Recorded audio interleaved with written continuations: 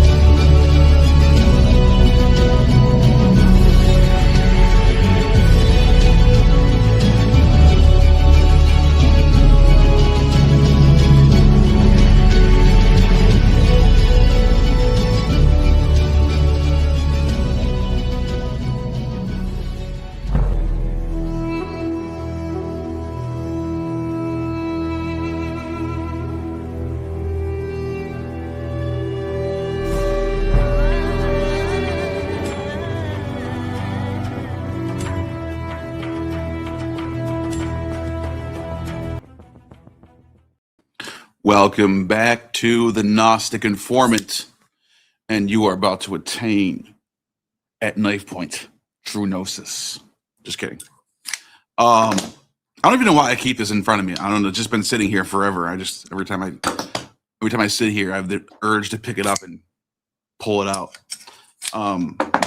So, anyways, tonight I'm just gonna make this one. I wasn't planning on coming back to Dan debunking again, but I will say this.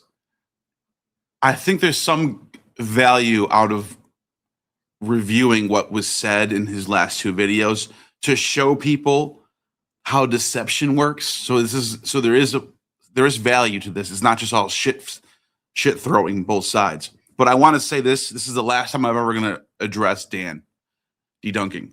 He's not worth engaging with. Just like some of his associates that I don't even address anymore because I've already offered them debate time and they refuse, but instead they want to like ankle bite and make dishonest videos, taking me, making clips of me out of context, making it seem like I got dunked on when I was making a point about something else, which I'm going to show you what I mean in a second. So don't worry about what I mean by that. But so I'm going to make one video, one live stream tonight, addressing Dan's live. First of all, what a mess it was. I mean, I've never seen someone like I've had some drunken nights on here where I was getting a little bit, I'm a little bit past what you would call, what's appropriate for a YouTuber to be acting. I've had a few times where I've gotten there. This was just beyond anything. I mean, look at this clip right here, for example. Let me share my screen. This right here was just, I took this clip on Twitter today.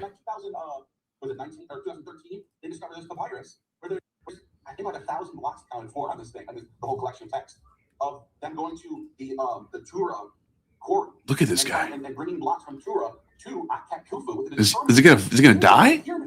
It literally says we're bringing blocks from the quarry and bringing them to the Khufu pyramid.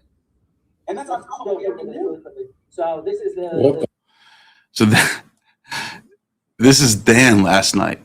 He actually thought it was a good idea to jump on a live stream and review the debate. Not even the debate. He reviewed the video of me and Flint reviewing the debate. And I don't know what he thought was I don't know what he thought he was going to achieve, because most of the video was just him crying about something that was said, something that was unfair, complaining that people who helped me in my debate hated him for whatever reason. I wonder why, Dan. I wonder why people online hate you and block you. Is it because of something you did, maybe? Should have thought. Just something to think about. But what is the point? Well, I don't even know what the point of this this whole like complaint about me going to a Egyptologist who's prominent online and asking them, hey, what do you think about my slides? What does that have to do with anything that I said in the debate? Is there something? Is it that somehow negate the truth of it? No, it doesn't make any sense.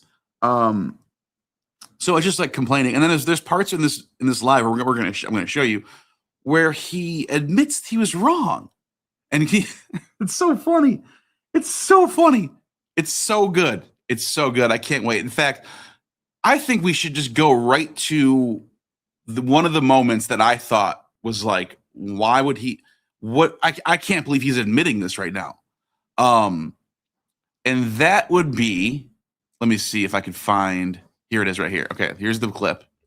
Yeah. And I'm gonna jump around from video to video, and just kind of bear with me here. Let me just kind of get to the points that I want to make. So this right here, I thought was just absolutely crazy what he does here. So okay, let's play this clip. There was at a stone, and then we found out there's more inscriptions that also point to Khufu. So it was getting affirmed more and more, and then finally, and then 2000 was it 2013? They discovered this papyrus. Look at where Dan. there's I think like 1,000 blocks accounted for on this thing, on the whole collection of text of them going to the Tura quarry and bringing blocks from Tura to Akhet Khufu with a determinative symbol of the pyramid on it. It literally says we're bringing blocks from the quarry and bringing them to the Khufu Look at pyramid. his face right now. And that's on top of what we already knew. Really quickly. So this is the Diary of Mira, or the Papyri Wadi al-Jarf, as it's sometimes called. It's also sometimes called the Red Sea Scrolls, which is how Pierre Taillet, the discoverer of it, and Mark Wiener have published That's it. the book that I was reading a lot before the debate too. Great book. Mark Levin's book, yeah. Right here, it shows Akhet Khufu, which is the name of the Great Pyramid of Giza, the Khufu's horizon. And Look at Dan's face when I said that. Oh, you read an academic book before my debate? Oh, that's cheating. Like, as if that's a bad thing, that what I just said. Do you honestly, like, what universe do you live in? Just look at his face when I say that. Watch his face when I say that. What universe do you live in where reading an academic book about a topic that you're about to debate is something bad? Is something to go, you know what I mean? Like, look at his face. Watch this. The discoverer of it, and Mark Wiener have published That's it. the book that I was reading a lot before the debate too. Great book. Mark Levin's book. Watch his face. Right here, it shows Akhet Khufu, which is the name of the Great Pyramid Really, of Giza, the Khufu's Neil? horizon. And when we're talking about is pyramid on here, Really? By the way, he looks fried. Like, that is not a normal beer face. All right. what does this look like to you? It's the pyramid. Yeah, this is the hieroglyph for pyramid. Determinative. Yeah. It's pointing to pyramid of, basically, right? Wouldn't it be like a sort of like a genitive form? Well, so this ibis here is the Akhet, and then this is the cartouche for Khufu right here. Yeah. And so it's the pyramid of Akhet Khufu is what it's saying right here. And so it says very clearly. Clear as day. By the way, watch it. Dan still does not understand what a determinative means, because watch what he says right here. Yeah, clear as day. You. Yeah, go ahead. No, you. Thank you, Black and Gold Geo. Now this is an interesting one because we dug in. We argued about this for a bit. We already knew, but he goes, we dug in. We already knew about this for a bit.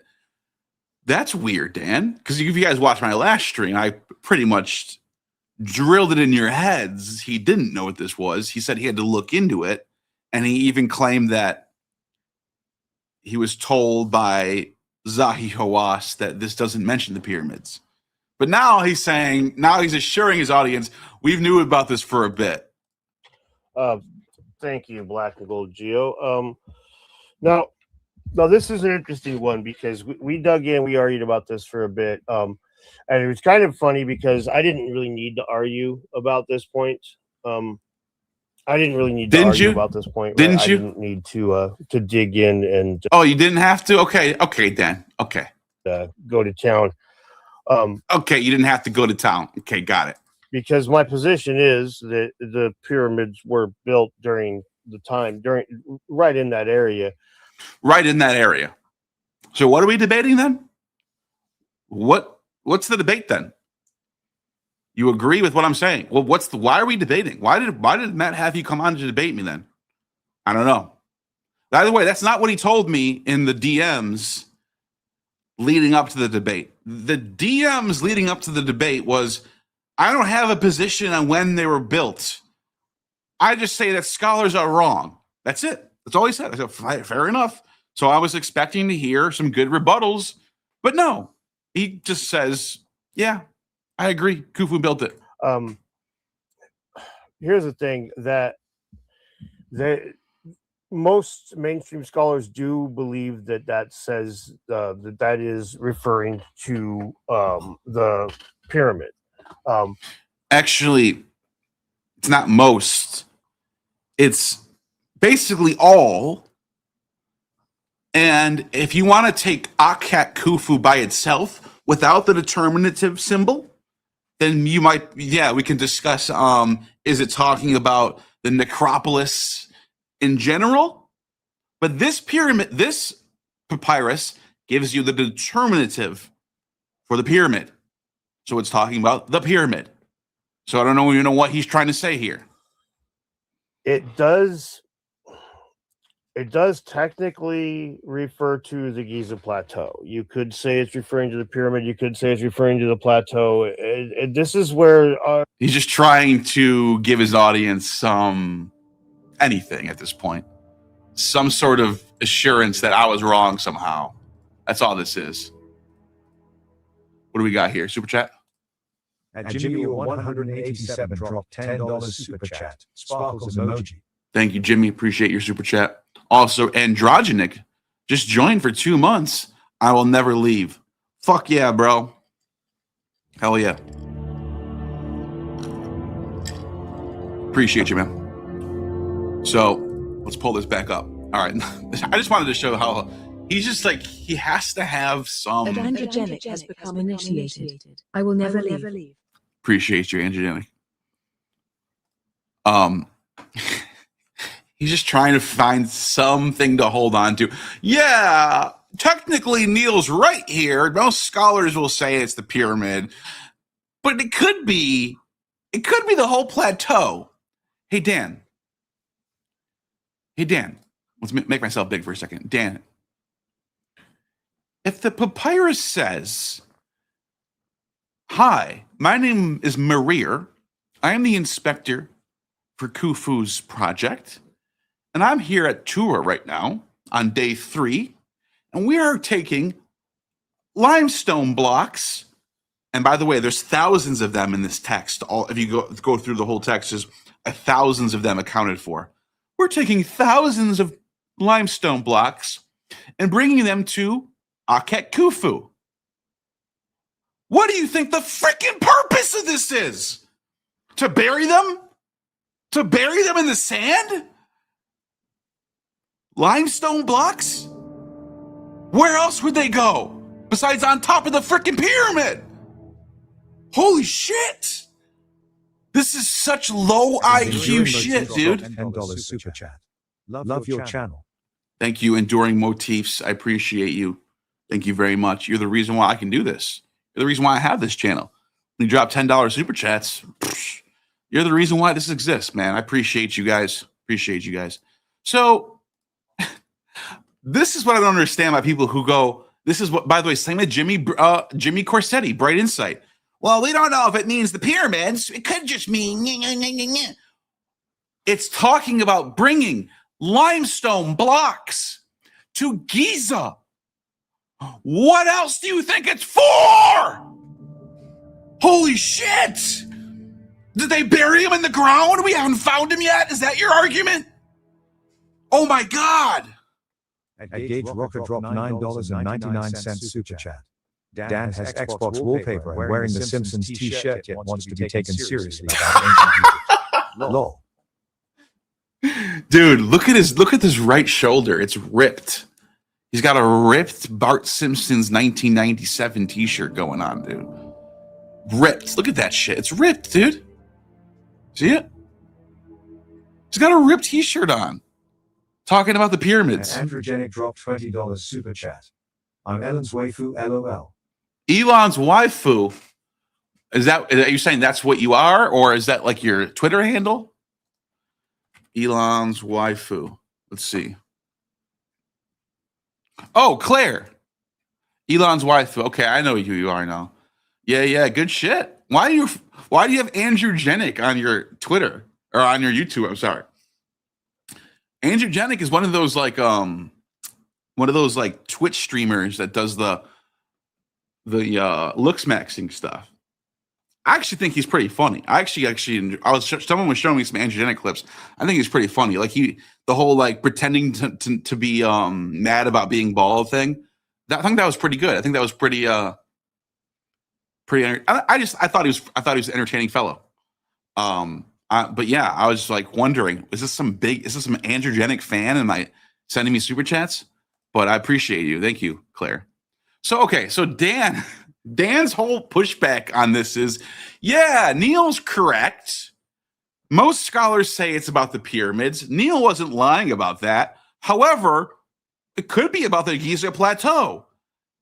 Then why the fuck are they bringing limestone blocks, Dan? Where are they putting them? Huh? Where are they putting the limestone fucking blocks, dude? This is such low tier shit. It's tough to say 100% refer to the Giza Plateau. You could say it's referring to the pyramid. You could say it's referring to the plateau. This is no, you can't, Dan.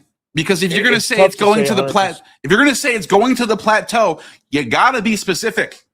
Where is a guy bringing thousands of limestone blocks to somewhere other than the pyramid? Have you thought of that, Dan? Are you serious right now? Have you not thought about that yet? Huh. I wonder where they're bringing thousands of limestone blocks to Giza. I wonder where they're going to end up. I wonder what the archaeology says about this. Huh. Maybe not the pyramid, though. It can't be that, because that, anywhere but the pyramid. Seriously, this is the top-notch pseudo archaeology type of shit that's going on right now. It is more. I will say that in the debate, I thought that it was more of a debated thing. I thought it was more of a controversial position than it is. It seems like most scholars believe that it is referring to the pyramid. So I can't argue with that, and I'm not. Oh god, that was bad. I thought it was more debated. I didn't know that everyone agrees with Neil. I didn't know that Neil brought factual things to the debate. It is more. I will say that in the debate, I thought that it was more of a debated thing. I thought it was more of a controversial position than it is. It seems like most scholars believe that it is referring to the pyramid. So I can't argue with that, and I'm not. Excuse me. Despite rumors to the contrary, my ego isn't nearly as important as it is that I properly inform my audience. So, the reality of it is that why you tell your audience that you think that there's thousands of archaeologists plotting to beat you, that are all calling me up before he said thousands. He's what he told his audience, thousands that were calling me up before the debates for tips on how to beat Dan. That's nothing wrong with Dan's ego is totally normal. Totally normal ego. Super chat. Dan looks like he works at a smoke shop. Yeah, it does. Thank you. Thank you, Gage, for that super chat. Appreciate you. Good seeing you, by the way. Good friend. Most scholars do believe that is referring to the pyramids. However, I will point out also that. Okay, you're admitting you're wrong about major points that I brought up in this debate. Major shit. But you still continue to say that I got my clock cleaned. Well, when are you going to bring examples? When are you going to make videos or clips of me bringing things to this debate that shut it right down right away? Why is it just you admitting to being wrong? Why is that the only clips people are seeing is you saying, technically Neil was right. Wah, wah, wah. Where's all the clips of me getting destroyed by you? You keep saying this. By the way, I don't normally do this type of thing after debates. If you guys have noticed, I have done dozens of debates in my short 5-year YouTube career. How many times have I ever come back to YouTube to like say I won? I've never done that. I let the audience decide how I did. But Dan wants to insist that he won this, so that's why I'm here. And Eddie Moretti 3,742. Thank you, Eddie. $19.99 super chat. Archaeology, studying antiquity, it's brilliant work. People devote their whole lives to rigorous discovery and scientific dissemination. We should celebrate them. These clowns are fucking with our collective cultural heritage. That's what I'm saying, dude. It's not and look, and it's not about whatever scholars say goes, and you should never step out of line. No, challenge it. Get educated, learn some stuff, and then challenge it, and then have your own opinions. But you're right. Ultimately, these are people from different countries, from different political views, from different religions that are all collectively putting knowledge into a system that we all take from. This is our history. So the idea that they're all in on this whole scam to try to keep you from knowing the truth, and they're all toting the line so they can keep their jobs, it just shows you that you don't actually understand what's going on, that you're not actually engaged with high-level scholarship. You don't actually know what's actually going on in academia. You're just ignorant of what's actually going on. So thank you, Eddie, for that super chat. Well said. So let's keep playing this clip, and I'm going to bounce to it. I'm going to go back to the video he did before this. We don't know for sure that that's the case. We don't know for sure that that's the case. So no, we do. That's what it says on the text, Dan. You can't read hieroglyphics. Neither can I, actually. That's why you appeal to people who can. But you refuse to do that. You just don't care what people who actually study this shit their entire lives say. So you're sitting there holding on to the fact that we don't know for sure that this papyrus mentions the pyramid, when it in fact does. When it in fact does have I don't know how many times I have to tell people, this papyrus has the determinative symbol for the pyramid, and it says Akhet Khufu. It has both. But Dan still does not get that for some reason. It's crazy how many times I've been saying this, and he still hasn't grasped it in his head yet. There are some scholars that believe it's referring to the Giza Plateau. And Dan, what you just said there was dishonest because you don't actually know this, so you're actually misleading your audience. Akhet Khufu by itself, the horizon of Khufu, is referring to the necropolis, which is centered around the Great Pyramid. But when you add the determinative on there, which is a pyramid symbol, you're being more specific now. Now you're saying it's the pyramid that's at Akhet Khufu. So we're talking about the Marir Papyrus here. You got to be honest, man. You're not honest. You're not honest, or you just are really, really bad at this. So you're wrong again. And I just wanted to correct you right there.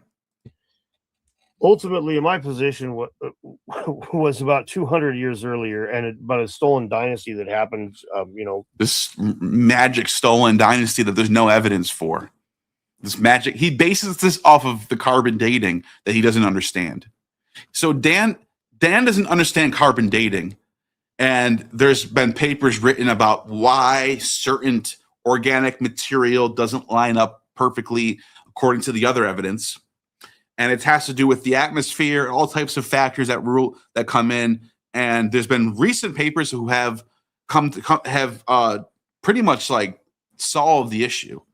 But Dan thinks because the carbon dating is off, that is somehow evidence for a lost dynasty that got deleted, which we have no evidence for. So in the debate, he even brought up King Tut, how King Tut was sort of deleted in a way, but that's not. But here's the thing: how do we know about King Tut, Dan? Huh, Dan? Dan, how do we know about King Tut? Because there's evidence for him. Because there's physical evidence and remains, and there's still text that mention him. You can't just delete. You can't just delete a dynasty. There's still going to be evidence in the archaeology. You can try to take them out of your written records. You can try to erase the dynasty, but we will find it. We will. We ultimately found King Tut. We ultimately found who these pretty much damned, as a lack of a better term, because the Romans would do this too. The Romans, whenever they hated an emperor, a previous emperor, it was called the ritual of damnatio. They would damn them. They would literally take them off of this list of Caesars and say, if he wasn't a Caesar, he's damned to hell. This is what the Egyptians were doing with certain pharaohs. but we still have evidence for them. We still find them through archaeology, through different, maybe some records still show. Dan is just making up in his head that there's a dynasty that was deleted. So it's just not, this is nonsense. But anyways, I'm just trying to show you what he's saying here. Before the time of Khufu. So this is where both of these guys are funny because they're tilting at windmills right now. They're arguing, like going to debate against me and arguing against a 10,000-year-old pyramid is like me going to debate against Al Gore, and my position is that humans are causing climate change. And I was like, yeah, mine too. It's like, okay. This is another thing that I want people to sort of pick up what he's doing here. I'm not debating against the 10,000-year-old pyramid. All I'm doing, and this is all I did, by the way, was provide evidence of why I'm convinced that Khufu built the pyramid and his sons built the other two. That was it. I'm not sitting there trying to come up with reasons why some random position that I don't know about is wrong. I'm only bringing positive evidence for why I think Khufu built the pyramids. That's all I did in this debate. I never once said the pyramids can't be 10,000 years old because X, Y, and Z. I did at some points I brought up the absurdity of that claim, but when Dan had said to me in that debate, I don't think that. I said, oh, okay, fair enough. And I left it alone. I never talked about it again. I didn't know what his position was. Dan was very unclear from a month leading up to the debate what his position was. And Matt, if anyone knows Matt, you can ask him. I think he'll agree with me. It was unclear what his position was. He just said, I don't have a position. All I'm saying is scholars are wrong. And I said, I put my hands up, basically said, okay, I guess that's the debate then. I'm coming in here. And I even said to him, I said, if that's the case, Matt, if Dan doesn't have a position, then all I would like to do is have a few minutes. I think I said 10 minutes to present my evidence for why I think Khufu built the Great Pyramid. And then Dan can respond. He said, fair. Because Dan didn't have a position. And I knew that. I'm not trying to make his position 10,000 years old. I didn't know what his position was. He never told me. So there was no plan. There was no plan from scholars on how to defeat Dan. He's a fucking liar. He's a narcissistic fucking liar. That never happened. Nobody contacted me and said, I heard you're debating Dan. Here, let's have a game plan here, how to win. He's such a problem. We got to defeat Dan. No one did that. No one gives a fuck about Dan. No one gives a fuck about Dan. That's the harsh reality, Dan. No one cares. No one cares about your sad, ripped shirt, drunken self. That's the sad truth. No one cares. The only thing they cared about was, hey, if you got any questions, Neil, about the pyramids, if you want us to check your slides and make sure everything's correct, and maybe you don't have any outdated information from 20 years ago that you might have thought was true and isn't true, and we discovered isn't true, let us know. That's it. None of my conversations were about Dan's position because none of us knew what Dan's position even was. Does that make sense? Yeah, I mean, my position is, as far as the pyramids were built, like Flint just said, they're a couple hundred years older than the written records say. So that's my position. So anyway, it puts him in a weird spot. It's not very easy for him to argue that. That's not true, Dan. I gave you my arguments for what I think. I wasn't there to debunk what you think. I was there to present what I think. And I did that. And you hadn't pushed back on one fucking thing I said, except for you thought that the carbon dating was incorrect. And that was a fair little pushback you did. You didn't understand. You still don't know why it's the material's off, but fine. We had a pushback there. That was cool. You were wrong. I'm sorry, you were wrong about your pushback, but everything else I brought to the table, you just kind of shook your head and said, that's interesting. Oh yeah. Oh yeah. I have to check into that. I have to look into that. You didn't do anything about. You didn't debunk anything I brought to the table. Anything. Not one thing. Not one thing that I said you prove was wrong. I can't unsee what. I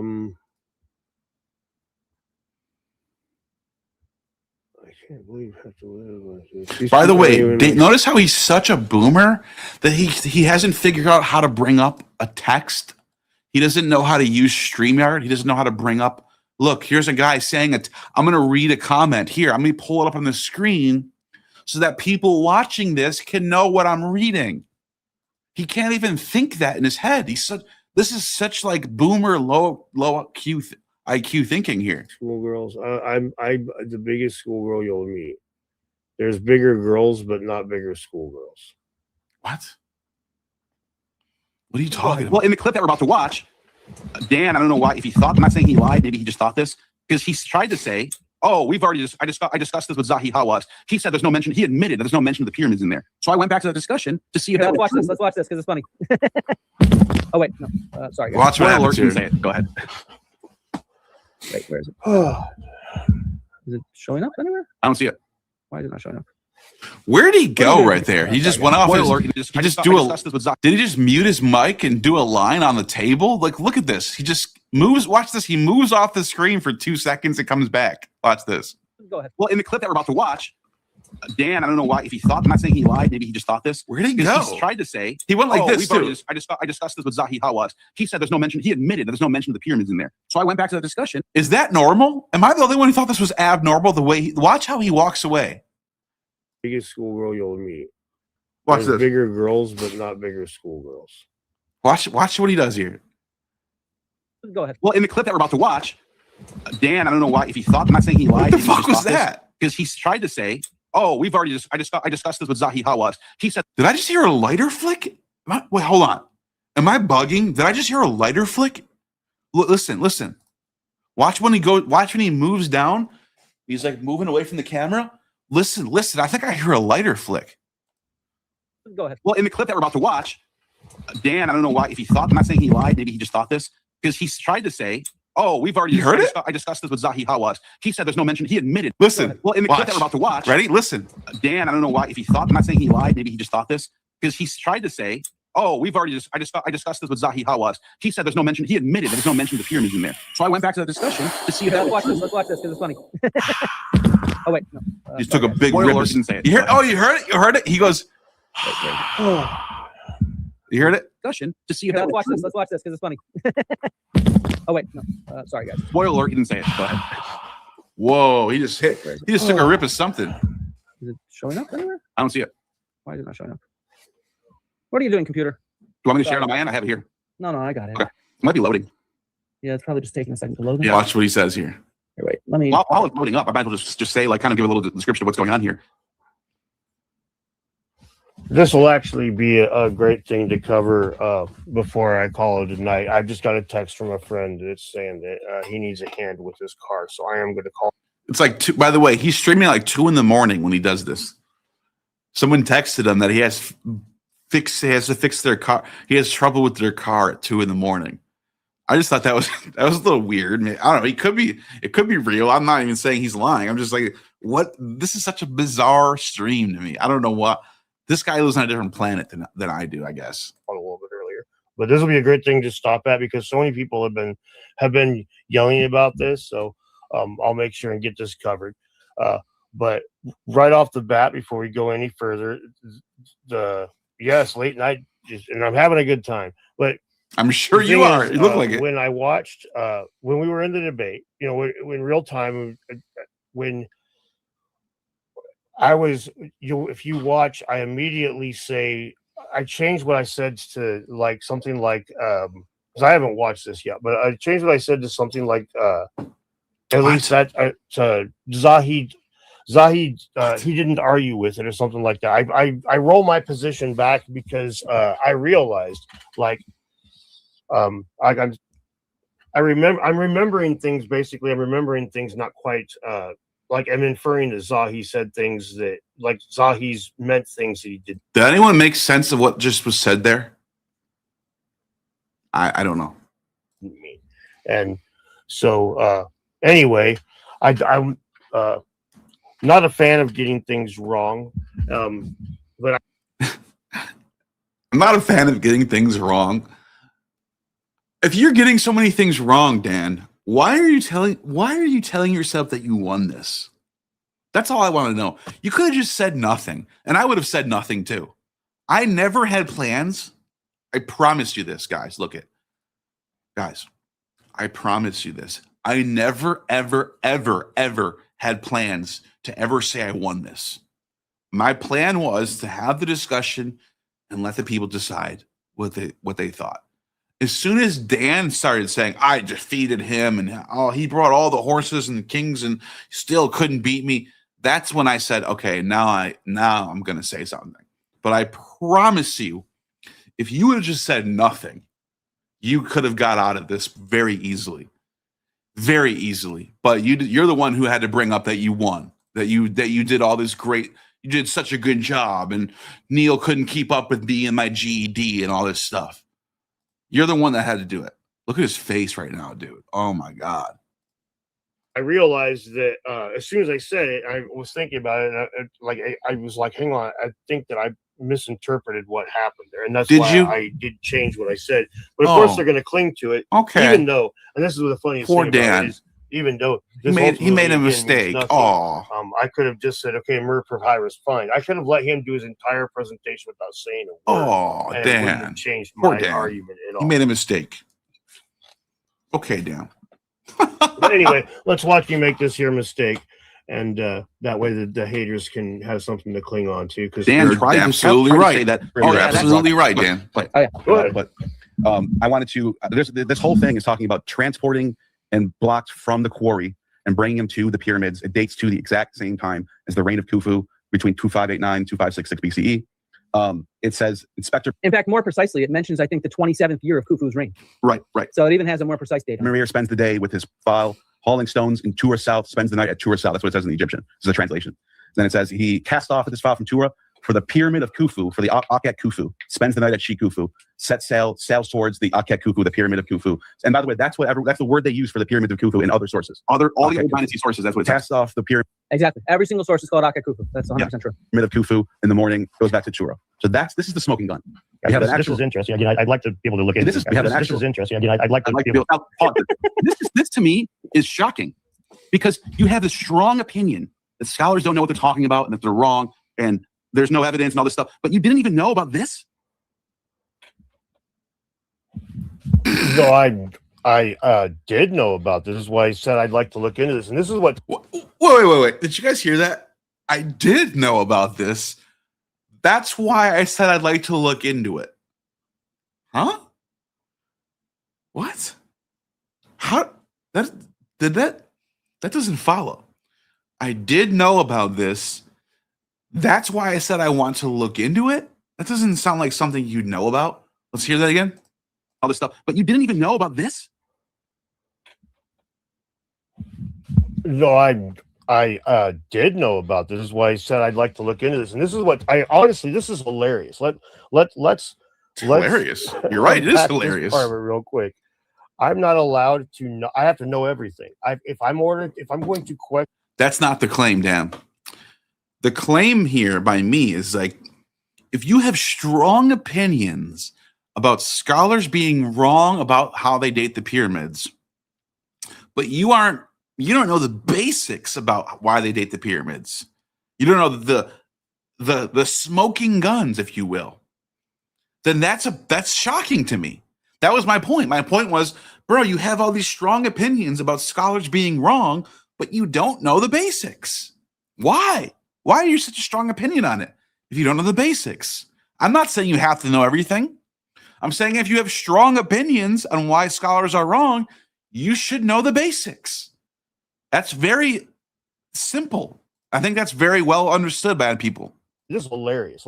Let's unpack this part of it real quick. I'm not allowed to know. I have to know everything. If I'm going to question the scholars on anything, I have to know everything. Again, imagine telling somebody Let me think of an example that a good analogy that everyone would know. Okay, let me think. What's a Game of Thrones fans out there? Imagine if somebody said, everyone's wrong. Everyone is wrong about everyone's wrong about Joffrey Baratheon. Everyone keeps saying that he's not the real son of King Baratheon, but he's actually, everyone keeps saying that he's a bastard and that he's actually the bastard child of Cersei and Jaime Lannister. They're all wrong. Imagine that, okay? And then you're like, whoa, that's an interesting theory. This guy must know a lot about the books. He must know a lot about Game of Thrones and Song of Ice and Fire. He must have all this. He must have something, right? He must have something that we're not all seeing, because it's very clear. It's very clear that he's a bastard, right? And why is he a bastard? Well, there's actually passages in the books where Cersei and Jaime admit this. Imagine the guy who claimed that we're all wrong didn't know about those passages and was like, oh, wait a minute. Cersei admits that Joffrey's her son? Oh, I got to look into that. I have to look into that. You would go, what? You would go, what the fuck, dude? Why did you have such a strong opinion if you didn't even know the basics? That's what's going on here. The Merir Papyrus is like the first thing people learn when it comes to dating the pyramids. Since 2013, at least. It's a new discovery. It's a relatively new discovery. It's discovered in 2013. Ever since 2013, anyone who's ever studied the dating of the pyramids knows about the Merir Papyrus, no matter what. So for him to not know this is shocking to me. I'm sorry. It's not about you. I'm not saying you have to know everything. But if you have a strong opinion on the dating of the pyramids and you don't know this, then I think you're full of it. Period. That's my point here. I hope that makes sense. Unpack this part of it real quick. I'm not allowed to know. I have to know everything. If I'm going to question the scholars on anything, I have to know everything. I mean, otherwise, you don't know this, and you. Yes. It's like. I don't expect these guys to know everything about Easter Island in order to question it, but I do expect, to do some research. That doesn't make any sense, Dan. What did I question about Easter Island? What you just said right there makes no sense at all. Because if I'm not an expert in Easter Island, I'm not questioning big shit on Easter Island. I'm not going around saying scholars are wrong about Easter Island. So what the fuck did you just mean by that? I'm not expecting to know everything about Easter Island. I don't, and you're right, I don't. But I'm not sitting there saying everyone's wrong about it either. When you are. If I was sitting there saying everyone's wrong about Easter Island, then you should expect me to know a little bit about Easter fucking Island. Right? Like, I don't know. Say, for instance, you were going to make a video and talk about it, you might look it up first, right? It's like we had the. By the way, you just saw, that's just like what he does. He looks it up first. I'm going to make a video on this. I'm going to look it up real quick. That's all he does. He does these like quick sweeping briefs on things before he speaks on authoritatively on them. And he often embarrasses himself. I don't know if you guys know, this is a good time to bring in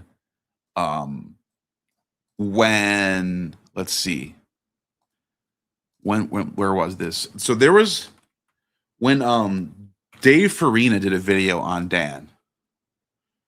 What's his name again? The Professor Dave. Professor Dave Dedunking. And he let's watch this. There's a part where he just destroys him so bad. I think it's the video we just, Dan is a point. Oh, I think this is the one. I'm hoping this is the one. I didn't plan. I didn't have this prepared, so bear with me. but he embarrasses him because Dan did a video, and I think the video is still up, where he discusses something in Egypt. I think it's in here. I'm pretty sure it's in here. It's a Fox News article. And Dan didn't understand that it was two different locations. And it was like really embarrassing. Like, it's like, this is the type of shit that you should just quit. That's how bad it was. I think this is the video.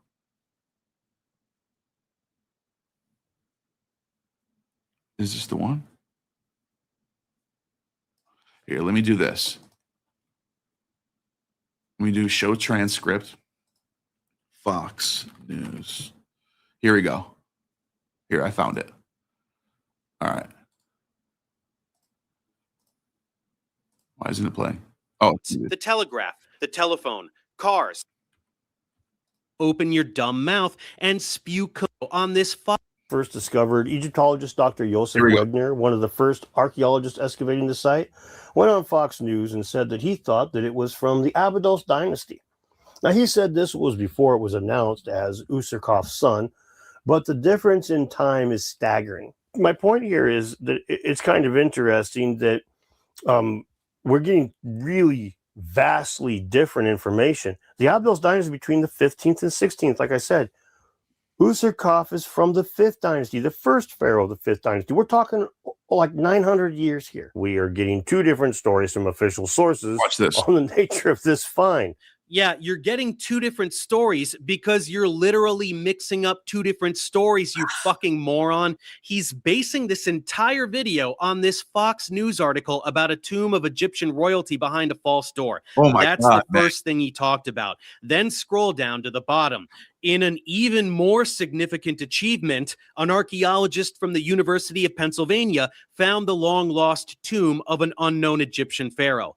Let's click that link to go to a completely different article talking about a completely different site.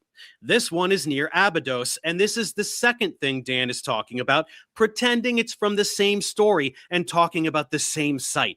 Dan is so goddamn illiterate, and I don't mean science illiterate, just regular illiterate, that he is taking two totally unrelated articles about two totally unrelated sites and pretending that they represent some kind of confusion among archaeologists about the age and nature of the Saqqara site. And of course, he just got this crap from Jimmy, who was immediately corrected on Twitter, but why would he or Dan listen to people who aren't complete morons? Hey, Dan, are you going to post a retraction video about how you got everything about this story wrong because you're an idiot who can't read? Of course you won't, because you don't care about facts. You don't care about accuracy. You're just a pointless troll peddling an anti-establishment narrative for cash. Yeah. I just proved it. And you proved it yourself on Twitter, replying to the people pointing out what a fucking idiot you are. You tell other people they're lying, that they're shifting goalposts, and that they should get AIDS. Right. Real classy, Dan. This 5 dropped $1.99 super chat. Did Dan say you were wrong about contact? Yes, thank you, Tracy. And I'm going to get to this next. That is the very next thing I'm going to get to. Because he made a whole video trying to de-dunk, do what he does, that I got something wrong about this contact thing. And I'm going to address that next. And I know people are waiting for that one. So let me just finish this point right here with, I'm just trying to show he's so incompetent that he thinks he's making this is the definition of Dunning-Kruger, by the way. When you're so confidently just wrong about something. video has well over 200,000 views, and every single comment is some brain-dead douchebag licking your balls for sticking it to the corrupt establishment archaeologists, when in reality... Dude, it's blackpilling. It's when you look at a comment section of one of these videos, it makes you want to give up. It makes you just want to give up on civilization.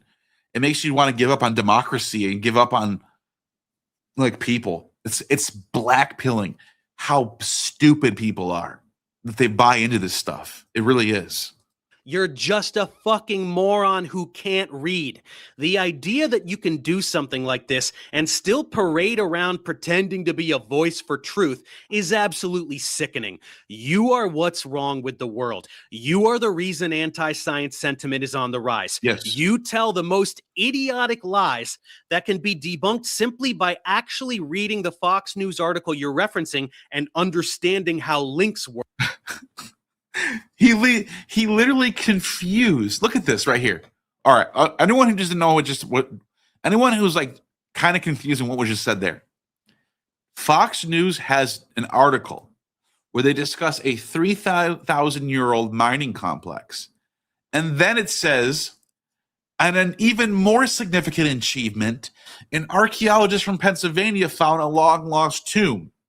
They're two different articles. Dan was reading this and thought that it was all the same. It was one scholar confusing 900 years of history and going, "Whoa, this is from the this is from the Abydos dynasty. That's from the older, like a different dynasty." He had no idea these were two different articles from two different stories. And he made a whole video on this. Never once while he's editing an entire video, which could take weeks sometimes, did he figure out, oh shit, I'm editing this video and I'm talking about two fucking different things. So, it's mind-blowing how crazy that is. Work, which of course none of your idiot followers do, and then just sit back and enjoy the empty praise with zero concern for how you're poisoning society and polarizing people against experts who actually know what they're talking about. It's revolting. Anyway, let's finish up by talking. Okay, so the super chat, the one that just came up is actually, I'm glad you brought this up. So I need to bring this up. So Dan made a video recently, and I almost just wanted to let it go because I was like, it's bad faith, and I wanted to address it, but I was like so done with this shit. I'm just like, you know what? If people are stupid enough to believe this, I don't care about that anyway. So but then he made this stupid live stream last night, and I was like, all right, perfect opportunity. This gives me an opportunity to actually address, and I'm actually going to make this part right here into a Twitter clip because I want to show people how people can be super dishonest. Let's see. We got another super chat before I get to it. And Neil just did a debate of his own on the Matt Beal podcast right here with Dan Richards, the buffoon or clown, as we call him on this channel. Do you mind if I actually start with this Easter Island clip? Because it just of rambling and whatever. Dan okay, hold on one second. I'm having a glitch out right now. Just I can't even get to my. Here, let me pull it up. Yeah. Because we're definitely in contact with both. Okay, so sorry about that. All right. Honestly, how do we expect Dan to be able to read or comprehend anything when he's drunk? Yeah, that's true. I don't know. Good question. For some reason, my clip that I'm trying to pull up is not reading. It's not like coming up for some reason. I don't know why. Let me see if it works now.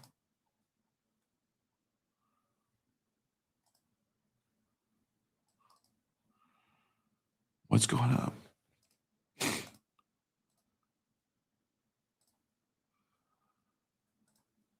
Thank you for that super chat, by the way. I appreciate that. All right. So for some reason, I had this clip ready to go, and it's not playing. So I have to go back to his video and play this. Just give me 1 second. Give me 1 second. I'll be right there.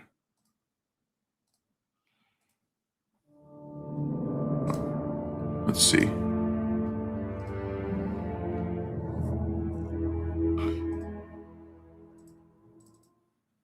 At Charleston 2427 dropped $5 super chat. Come over to UCF. I've got professors who are archaeologists in the ancient Near East and Egypt. It's just across town. I got you, brother. Appreciate that. I've got professors who are archaeologists in the ancient Near East and Egypt. It's just across town. Sounds great. All right. I appreciate that invite. Why is trying to play this clip and it's not playing for some reason. It's like glitching out. So I guess I have to go to the YouTube. Okay, I'm just gonna go to the YouTube then. Here we go. All right, let me just share my screen. All right, so this is gonna be a clip on. I'm gonna have to make this a clip on YouTube, but I'm going to you'll see. I might have to do like a take on this. Let's see. Share my screen. Pull this screen. This is the one that I wanted to pull up. So this is the question that we're dealing with right here. So this is the video right here. Okay. On the Matt Beal podcast, right here with Dan Richards, the buffoon or clown, as we call him on this channel. Do you mind if I actually start with this Easter Island clip? Because it just pull it up. Rambling and whatever Dan is, it just sounds like some college kid, like just rambling. Here, let me pull it up. Yeah. Because we're definitely in contact with both, and their legends say that they were looking for this place. Okay, so my whole contesting here was the uses of the language. They were definitely in contact. Now watch what happens here. Their king was wait, I don't think I started at the beginning. Here we go. Where the oldest habitable layer on Easter Island shows foods from both the old and the new world. That is absolutely not true. Absolutely false. It absolutely does not.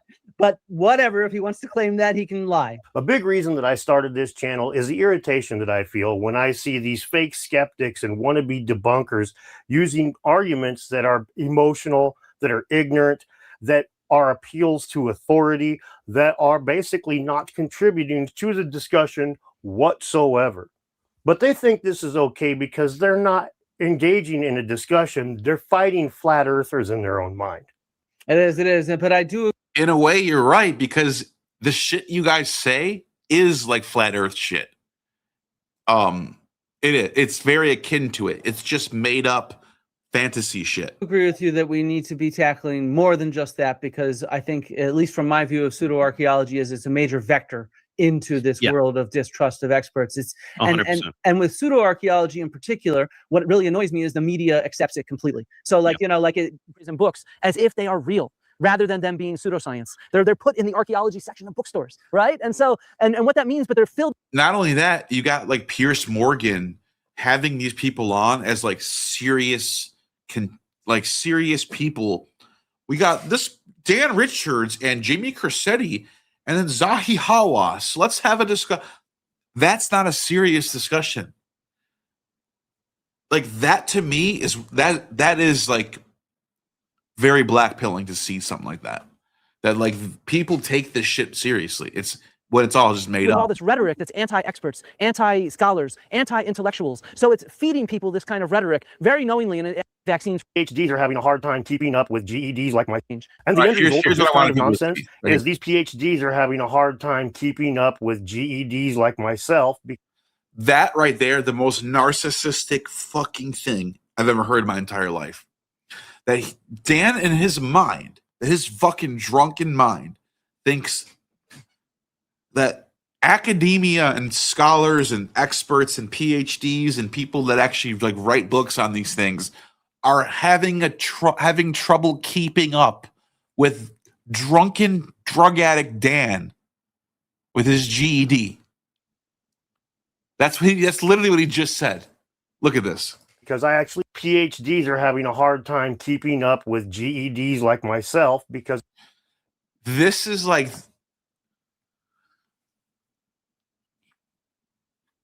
I don't even know what to say.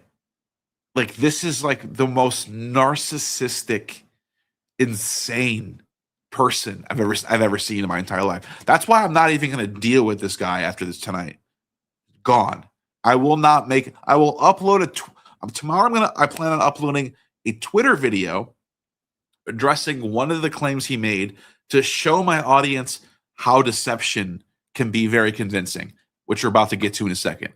But this narcissism needs to be on full display, where he actually believes that him, who doesn't know a fucking thing about Egypt or anything about history, thinks that people are having trouble keeping up with him. That is insanity.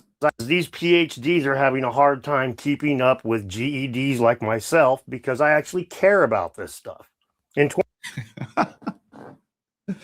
Because I actually care about this stuff. Oh my God. 2024, a paper was published titled Identification of Breadfruit and South American Crops Introduced During Early Settlement of Rapa Nui, as revealed through Here, starch watch that. analysis. Watch that. What I said on Limitless with Matt Bell was spot on. To quote from the paper's abstract, analysis of 46 starch grains recovered from 20 Pause. Do you guys notice anything about this abstract that stands out? What does that say right here? These deposits. Hold on. Did you hear where he started? Where did he start this? When he starts reading this abstract, notice where he starts. Ready? Let's start this over. Quote from the paper's abstract. Analysis of 40. He starts right here. He thinks you're dumb. Okay. Audience. If you're a fan of Dan and you happen to be watching this, he thinks you are fucking dumb. You LH, you all these fucking weirdos, bottom feeding weirdos. You are an idiot. You are a moron. You are stupid. That's what he thinks about you. You want to know why? He skipped over the first two. I wonder why he skipped over the first three sentences. What does the first three sentences say? Let's read it together, shall we? Starch residue analysis was carried out on stone tools recovered from the bottom layer, oldest layer. The bottom is the oldest. Basic stratigraphy 101. The oldest bottom layer of Easter Island. These deposits have been dated to. Can I get a drum roll, please? Oh, God. Oh, God. Huh? I knew I had something on there. That counts for a drum roll. These deposits have been dated to 1000 to 1300 AD. Why am I freaking out about that? Because he starts off the abstract 3 sentences in. You want to know why? Idiot, follower of Dan? Because this was a discussion about the Younger Dryas. Period. 36 starch grains recovered from 20 obsidian tools from the earliest dated level of the Anakena site on Rapa Nui provides direct evidence for translocation of traditional crop plants at initial stages of colonization of this island. Our results identify taxons previously unknown to have been cultivated on the island, such as breadfruit, ginger. Our study provides direct evidence for translocation of a set of traditional Polynesian and South American crop plants at the initial stages of the colonization in Rapa Nui. To Flint, what I'm saying sounds like I'm rambling, No. because I'm actually a history junkie and he's not. What do I even say to that? Number one, you're not a history junkie. You're just a junkie. That's it. You're not a history junkie. You don't know shit about history. You don't know the first fucking thing about history, about historical methodology, about the historical method, about anything about history. You don't know who you probably couldn't list the first 15 Roman emperors. You probably don't know shit about the Greeks. You probably don't know shit about the Gothic, Western, medieval invaders of the West. You probably don't know shit about nothing. You probably don't know nothing about Egypt. You don't know nothing about anything. You're not a history buff, dude. You're not a history junkie. Grandpa You don't know Dollar shit. 10 dropped $4.99 super chat. Thank you, Grandpa of 10. Let them grandkids get them grandkids some good Christmas gifts this year. Oh, we got another one too. Okay, so after this super chat, I'll finish my thoughts. My thoughts. I don't know. I kept her cool with this guy. Absolutely. Jimmy, your 187 dropped $10 super chat. I don't know how you kept your cool with this guy. I don't know either, but he was cool when we were in person. It just took a couple of days later for it to sink in how much he embarrassed himself. He didn't like it. But thank you for the super chats and Grandpa of 10. Thank you. Good seeing you. So, Dan, you're not a history guy. Flint actually is, by the way. Flint does actually care about the truth about history. You don't. You care about furthering your career with the Graham Hancock crowd. That's it. So let's just continue his thoughts here, and I'll show you what he's being dishonest about. All right. He's a debunker. He doesn't care. He doesn't look this. Aren't you literally the debunker? Isn't that all you fucking do is debunk scholars? Stuff up for fun. If he is looking into this stuff for fun, Guys, did you guys know that looking things up for fun makes you correct? Looking things up for fun? That's what he just said. Listen to this. history junkie, and he's not. All right. He's a debunker. He doesn't care. He doesn't look this stuff up for fun. If he is looking into this stuff for fun, it's rubbing his hands with glee about how he's going to get Graham Hancock or Jimmy Corsetti or somebody. If that is not the most delusional, if you didn't just watch that and your first reaction was that was delusional, then I'm sorry, you have a long way to go. That's all I got to say. If you didn't just watch that clip and your first reaction was, oh, that was delusional, you have a long way to go. Let's hear that again. Hands with glee about how he's going to get Graham Hancock or Jimmy Corsetti or somebody. And this is a great example. I am so happy that he did this live stream with Neil after our debate, because I haven't seen proof like this for a long time, just how blatantly open these guys are full of crap. And as a quick aside, for those of you that think Flint didn't lie on the debate with Graham Hancock on the Joe Rogan still Experience, going on about Graham watch Hancock. the way he handles himself here. Hi, my name's Dan, and welcome to Debunking. Let's see. I got one challenge. Let's see what you got, dude. Okay. Watch what he tries to pull here. Now we already just saw on Limitless with Matt Bell, and the unfortunate. We already just saw him show a paper on the screen of contact between Easter Island and South America from 1300 AD. The debate, I don't know if you guys remember this, was about Younger Dryas period and the pyramids. 3000, 2000 BC-ish. You know, in between there. 3rd millennium BC. Why would you bring up contact in 1300 AD? What are you doing? Victim was Neil Senlak of the Gnostic Informant channel. And in the aftermath, listen to how delusional he is. My latest victim. Listen to this. Unfortunate victim was Neil Senlak of the Gnostic Informant on Limitless with Matt Bell. And the unfortunate victim was Neil Senlak of the Gnostic Informant channel.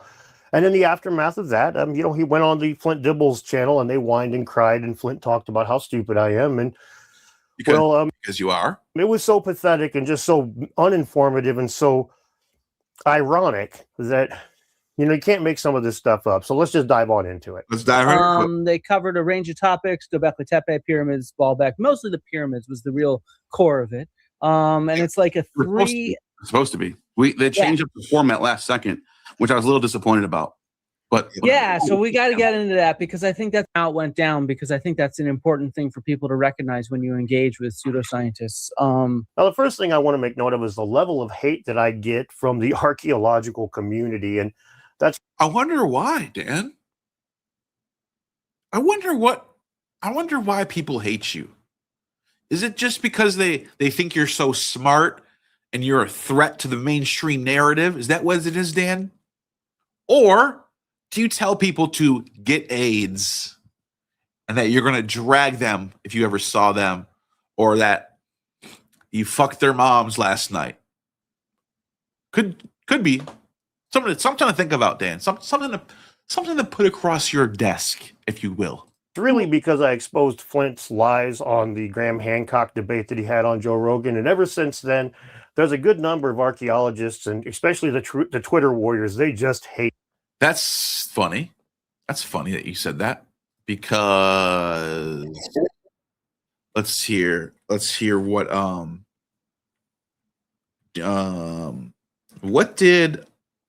what was it that Danny Jones said when when his response was of the debate was it, quote, Graham Hancock got bodied by Flint Dibble.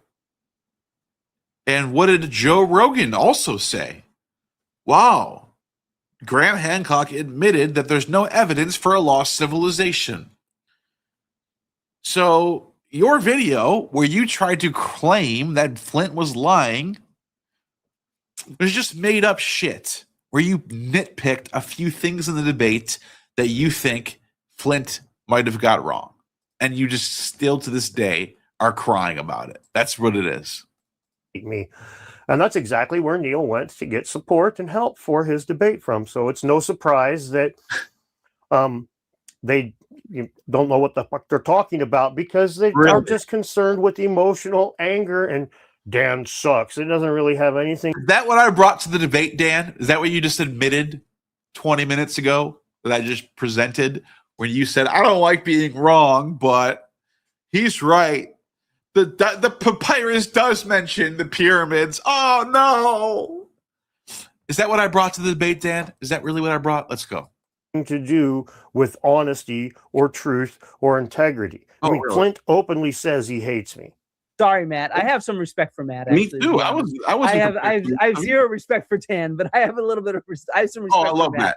What does people hating you, Matt, or I'm sorry, Dan, have to do with the things that I presented in the debate? Those are two separate issues. People can hate you for good reasons, and the things that I brought to the table in the debate can still be correct at the same fucking time, unless you can prove otherwise. So bring a fucking argument.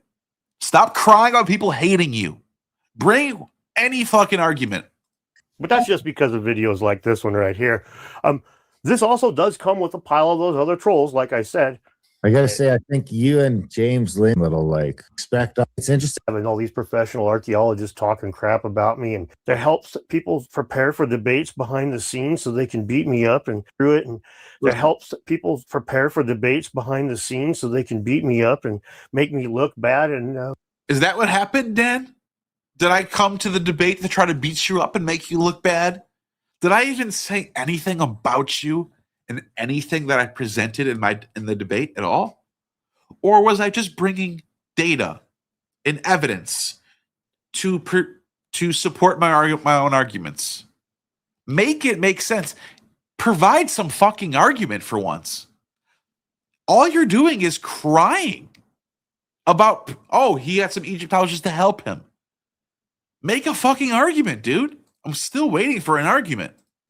But I'm on the other side of it. I'm like, you all help prepare Neil, come out there to get his clock cleaned, and then we see the way that Flint talks. That's so funny, Dan.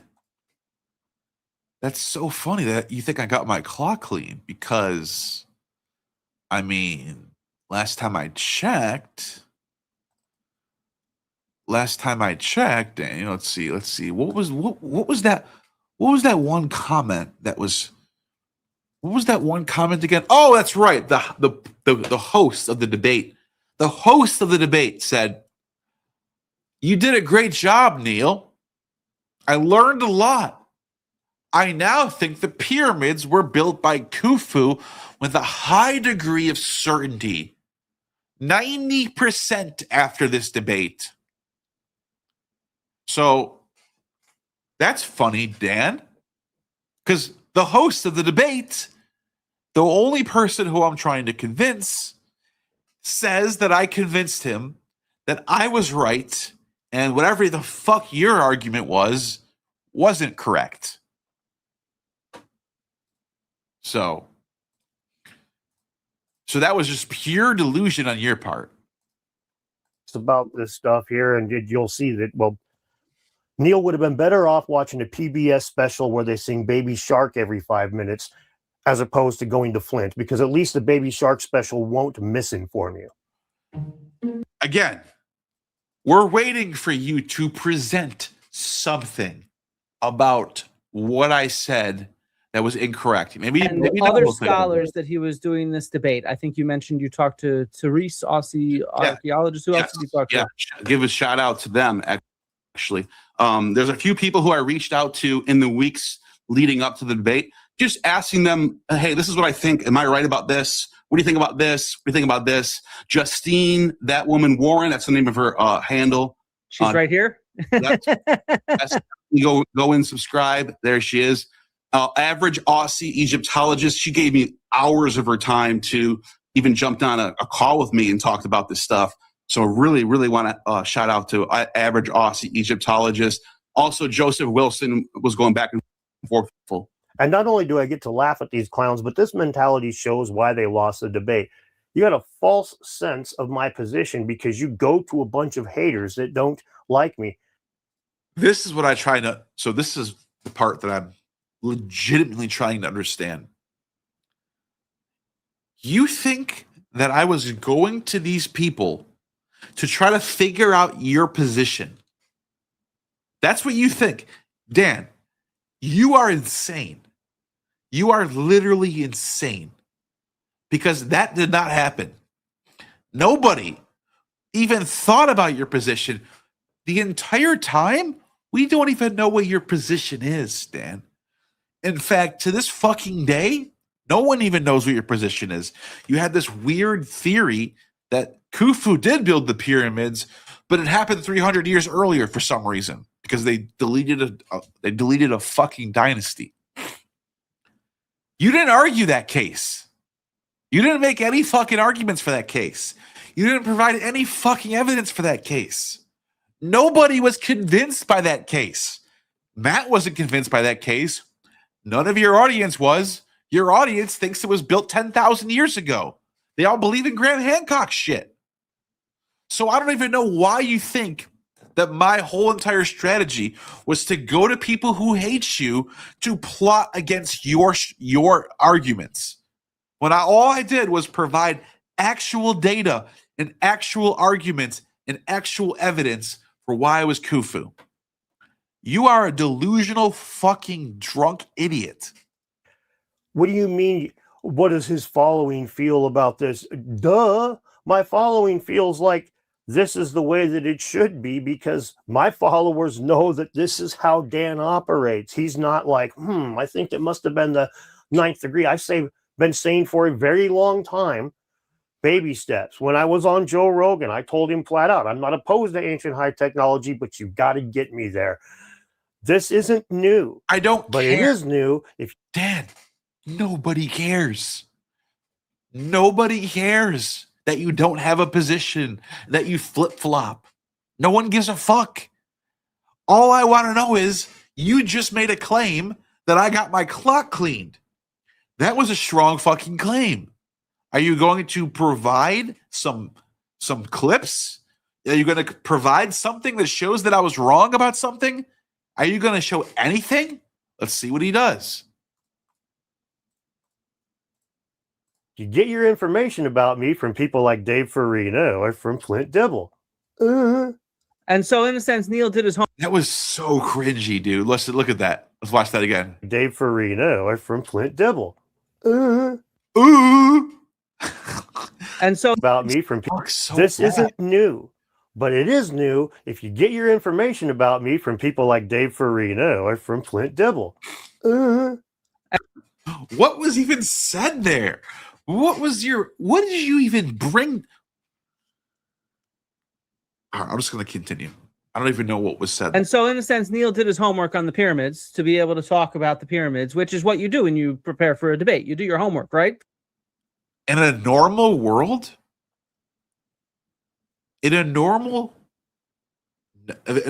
world that's not Twilight Zone, that's not Idiocracy, when you are about to go on a platform that thousands of people will see, you might want to do your homework just in case, right? I guess. I mean, apparently doing that is wrong. People use I that tell my against you. students. People use that against you. You're appealing to the consensus. That's what we're supposed to do. Exactly. There's no way you can't escape appealing to academia to some degree. Even the pseudos are doing this. Pseudos go, oh, here's what academia says. Based on that, I think this. And they just Yeah, go into exactly. what they do. The difference between relying on the data gathered by a professional and their interpretation of this data is drastic. I mean, come on, you're talking about the Okay. Provide something then, Dan. Dan, give us something. Tell us, hey, Neil said this. He was wrong because of this. That would be the first thing I would fucking do in a video. But here we are, almost 10 minutes in, and he keeps just asserting, I cleaned his clock, he had all this help, he blah, blah, blah, blah, blah, and there's nothing yet. 10 minutes in. Let's keep going. difference between accepting that the carbon dating is accurate or accepting that Well, you do. You accept the carbon dating is accurate for Göbekli Tepe, don't you? But you don't for the pyramids. I wonder why. a narrative that's forged around the carbon dating is accurate, or allowing that narrative to push other narratives off of the playing field. This is three different things, man, and I think we all can see the difference here, but you're conflating all of them together. What happens when you get the latter, okay, when you get your Clovis first, when you get your positions like that, is you get a very unscientific environment, as archaeologist Tom Dillahay says. Considering what took place in terms of the dialogue and all the back and forth that happened, is that what you would have expected from the scientific process? Listen, there were several other unpleasant things. So the whole sociology of the there were some unpleasant things when Tom Dillahay made some claims. There were some unpleasant things that happened, right? non-scientific part of that enterprise, of the non-scientific the non-scientific part of that enterprise gave him issues. Part of that enterprise was disturbing at times and made me reveal that there's a small, not a majority, but a small, did you hear that, guys? A small, not a majority people push back against my theories. Let's hear that again. It made me reveal that there's a small, not a majority, not but a majority. Minority of people who will do anything in their power to defend their paradigm. Spoiler alert. This guy may come up again. And so, in a sense, you were told this. So Dan just tried to make an argument there that this guy, Tom Dillahay, who pushed forth these new ideas, got some pushback from, quote, a small, not a majority of people who want to protect a paradigm. Does that sound like the whole field of academia is against him? That's not what he said at all. In fact, Flint Dibble interviewed this exact guy and asked him, was everyone after you? Were you fired from your job? Were you not able to work? He said, no, none of that's true. In fact, I can't believe these pseudo scholars are even saying this stuff and using me as a token when I don't agree with anything they say. That's what happened, dude. He said the exact opposite. This would be on the pyramids. We talked a little bit beforehand. I shared a few things. Other people shared some things. And then, boom, this is what it ended up being. Introductions, Younger Dryas for 13 minutes. This, ready? Astrological symbolism for half an hour. I had to right here. Characterize a different site has yielded many artifacts to return. Actually start with this Easter Island clip because it just Hold up. rambling and whatever Dan is. It just sounds like some college kid, like just rambling. Here, let me pull it up. Yeah. Because we're definitely in contact with both, and their legends say that they were looking for this place. Their king was Wait, I don't think I started at the beginning. Here we go. Where the oldest habitable layer on Easter Island shows foods from both the old and the new world. That is absolutely not true. Absolutely false. It absolutely does not. But whatever, if he wants to claim that, he can lie. All right, let's dig into this. Anakenna is the site on Easter Island that has the lowest habitable layer that we are aware of. It's the oldest archaeological site that we've found. It's around 1,000 to 1,200 years old. Oh, bingo. Okay. Me and Dan are having a discussion, a debate about what appeared at the beginning, before we even got to the pyramids, was about the Younger Dryas period.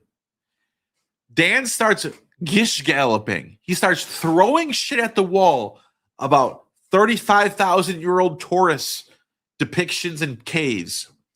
about the old world and the new world definitely had contact before the Younger Dryas period. And then another thing he throws in there was very confusing was this. Basically what I said in my ramblings. The oldest habitable layer on Easter Island shows, and the site has yielded many artifacts. To return again to the paper from the intro, Anakenna is one of the few sites on the island with deep and well-stratified cultural deposits with evidence of extensive use.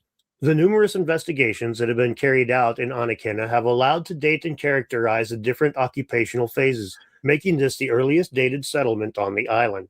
The availability of the obsidian tool collection from the bottom stratum of this site offered an ideal archaeological context to answer the question of the initial plant inventory. Now, the obsidian tools are where the starch grains were sourced, and of these, the ones that were found in Asia, like ginger and breadfruit, these were the ones that they didn't expect to find in Easter Island. The unexpected findings of 3 species, i.e. breadfruit, Tahitian apple, and ginger, not previously recorded for Rapa Nui, requires some discussion. The presence of breadfruit starch on the tools from Anakenna provides the first evidence that this species was introduced to Easter Island as part of the colonizing strategy. It probably survived and grew for several generations before disappearing. Now, ginger is the most interesting of these, in my opinion, due to its uses that we are aware of going well back into prehistory. Ginger was one of the first Oriental spices to reach the Greeks and Romans about 2,000 years ago, was known in France and Germany since the 9th century, England since the 10th century, and reached Scandinavia only in the 15th century. However, information about its eastward spread is scant. Kaul Shal state that ginger is one of the traditional medicinal plants that have been used for over 2,000 years by Polynesians to treat diabetes, cancer, and many other diseases. The finding of 4 archaeological starch grains identified with high probability, 90+%, as ginger on 3 obsidian tools is, to our knowledge, the first evidence that this species was introduced to Easter Island during early settlement. So pretty much needless to say at this point, Flint is wrong, and the irony of him calling me confidently wrong as he is confidently wrong is really, it's the inception of wrongness, Flint. So these guys were definitely in contact with both, and their legends say that definitely in contact with both. Hold on a second, pause real quick. Yeah. That I should have. I wanted to. When I heard that, I immediately kind of cringed a little bit, because when you say definitely, you can't. That language is like, so you're saying everyone's been wrong forever except for you. When you say something like that, definitely, they definitely had then where's all the papers about this then? How are you the only guy that knows this? Well, Neil, I'm glad you asked. Here's the papers. We have 2024's paper, Ancient Rapa Nui Genomes Review. Okay. What is this paper? He's hoping you're stupid and don't want to check this paper. Let's see if I can pull it up right now. Let's see if I have the exact same one right here. For some reason, this is not the one that he has in his, unless I'm wrong. Let me see if I'm wrong. Oh, okay, he does have it here. Okay, here we go. Here's the paper that he flashes on the screen right now. So let me stop sharing this one and share the one that he just. Okay, let's take a look at this paper that he just flashes on the screen, hoping you didn't check it out. What does it say? Oh, wait a minute. This was cut off. What does it say, guys? These genomes reveal resilience in pre-European contact with the Americas. Wow. He totally debunked me, right? Totally. Dan the debunker, right? Wait a minute, though. This was cut off. Here's what it says. To address his question, we reconstruct the genomic history of the Rapa Nui on the basis of 15 individuals carbon dated between 1670 and 1950 using Bayesian approach. Whoa! I thought Dan doesn't like Bayesian approach. I thought Dan thinks that this is how you massage the data. Oh no, Dan! You just argued against Bayesian approach. What does it say? It says, we estimate that this admixture event occurred between 1250 and 1430. That's goddamn Columbus's time. 1492. Who the fuck is denying this? Now, okay, why am I getting so mad about this? Why am I getting so heated about evidence of contact between Easter Island, Polynesians, and the Americas in the 13th century? Why? Well, let's go back to Dan. Let's go back to what Dan tries to say here. Feel resilience and Then where's all the papers about this then? Where's all the papers about this, Dan? Why am I saying that, Dan? How are you the only guy that knows this? Well, Neil, I'm glad you asked. Here's the papers. We have 2024's paper, Ancient. Notice how he purposely cuts off the dating. This fucking liar. See down here, it's cut off. You guys see it, right? Right on the bottom, it's cut off. Because if you actually watch the fucking debate, we were talking about, drum roll please, the Younger Dryas period. We were debating the pyramids and Younger Dryas period. Listen to what he says here. The event or the time period that makes ancient history kind of interesting from the get-go is this period of the Younger Dryas, where you've got this potential extinction event and this potential comet impact. Different people think that the megafauna went extinct during this time because of just climate change, and different people think that they went extinct because of some cataclysm, and potentially the cataclysm or the comet could have disrupted a global civilization that existed at that point in time. And I feel like that's kind of like a really big key story and something to discuss first before we get into some of these debates about the pyramids and the Sphinx and Baalbek and Gunung Padang and maybe Göbekli Tepe. I think you guys disagree about Pillar 43, for example, and potentially some of the symbolism that exists on there. You hear that, guys? Who wants to start? Maybe if we can start at the Younger Dryas cataclysm and just give me why you think that this event was or was not a significant cataclysm or extinction event for the planet. You want to start? Or you want me to? Yeah, because I don't. I'm not. Do you guys notice what just happened there? What is the debate topic on? What did he say there? The Younger Dryas period. Before we even get to the pyramids, let's talk about the Younger Dryas period. Let's hear what Dan has to say. An expert in geology. So Dan. Well, with the Younger Dryas impact hypothesis, or the Younger Dryas in general, the idea being that, I mean, the big dovetail that gets all the Atlantis bros going is Plato says around the same time as the Younger Dryas happened. And we know that there was, like where I live, massive flooding that Randall Carlson's made famous in the last few decades. And we know that there was massive disruption of the North Atlantic, I forget the name of it, the North Atlantic currents and all this stuff, that basically the whole planet's system, the ecology, was just completely annihilated to a degree. And so it's not a surprise that we see megafauna extinctions in the North Americas, especially considering the floods and all that. It does seem to me, and a lot of other people, like this was the destruction of no, I don't take it as far advanced as some people do, but a destruction of a civilization that was, in my mind, the big thing. So he lied. Yes.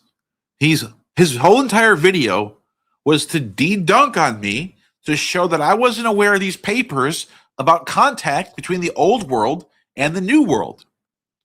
So what is he doing? He's trying to hope that you, the audience member, are stupid and you won't look at this paper right here. Let's see. Let's go back to the video. Here it is. He shows on the screen the paper. Oh, Neil, you didn't know about this paper? Listen to what just happened. Watch this. For you, when you say something like that, they definitely had Then where's all the papers about this then? How are you the only guy that knows this? Well, Neil, I'm glad you asked. Here's the papers. We have 2024's paper. Ancient Rapa Nui genomes reveal resilience and pre-European contact with the American. Oh wow! I wonder what the abstract says right below the part that he cut off. I wonder what he cut. I wonder what part was cut off. What does it say? Let's see. Oh, look at this. Here's the same exact paper he just showed on the screen. Same exact title from 2024 from the same exact plethora of PhDs who all probably think Dan sucks. Every single one of these people, if you pulled them aside, they're going to say, Dan, oh, that guy sucks. I've seen a video of that guy. He sucks. He doesn't know anything about anything. He's a fucking grifting liar. That's what they're all going to say. Oh, what does it say? Oh, 1250 to 1430 AD, whatever you want to call it, CE. This is not Younger Dryas period, you fucking liar. You goddamn fucking drunken liar. This has nothing to do with the topic we were discussing, you fucking liar. So I just want people to understand that's how deceptive these people are. They will make it look like they debunked you when they're actually just lying to your fucking face. And if you bought into that, you're an idiot. I hope you feel stupid for that. If you actually bought into that, if you actually watched that video and was like, damn, eating your fucking chips or something, damn, Dan just made a really good point there. I'm sorry, but Dan just made a good point there. You're an idiot. You got duped. You're an idiot.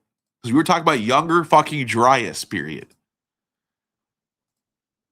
Americas that was published in Nature, which was actually a follow-up on a 2014 paper, Genome-Wide Ancestry Patterns in Rapa Nui Suggest Pre-European Admixture with Native Americans. Oh, if only I can find that one too. What is it called? What is it called, Dan? Let's see. Genome-wide ancestry patterns and Rapa Nui suggest pre-European. Oh, okay, Dan. Let's see. Let's see if I can find that one. Let's see if I can find that article. Let's see. Is this it right here?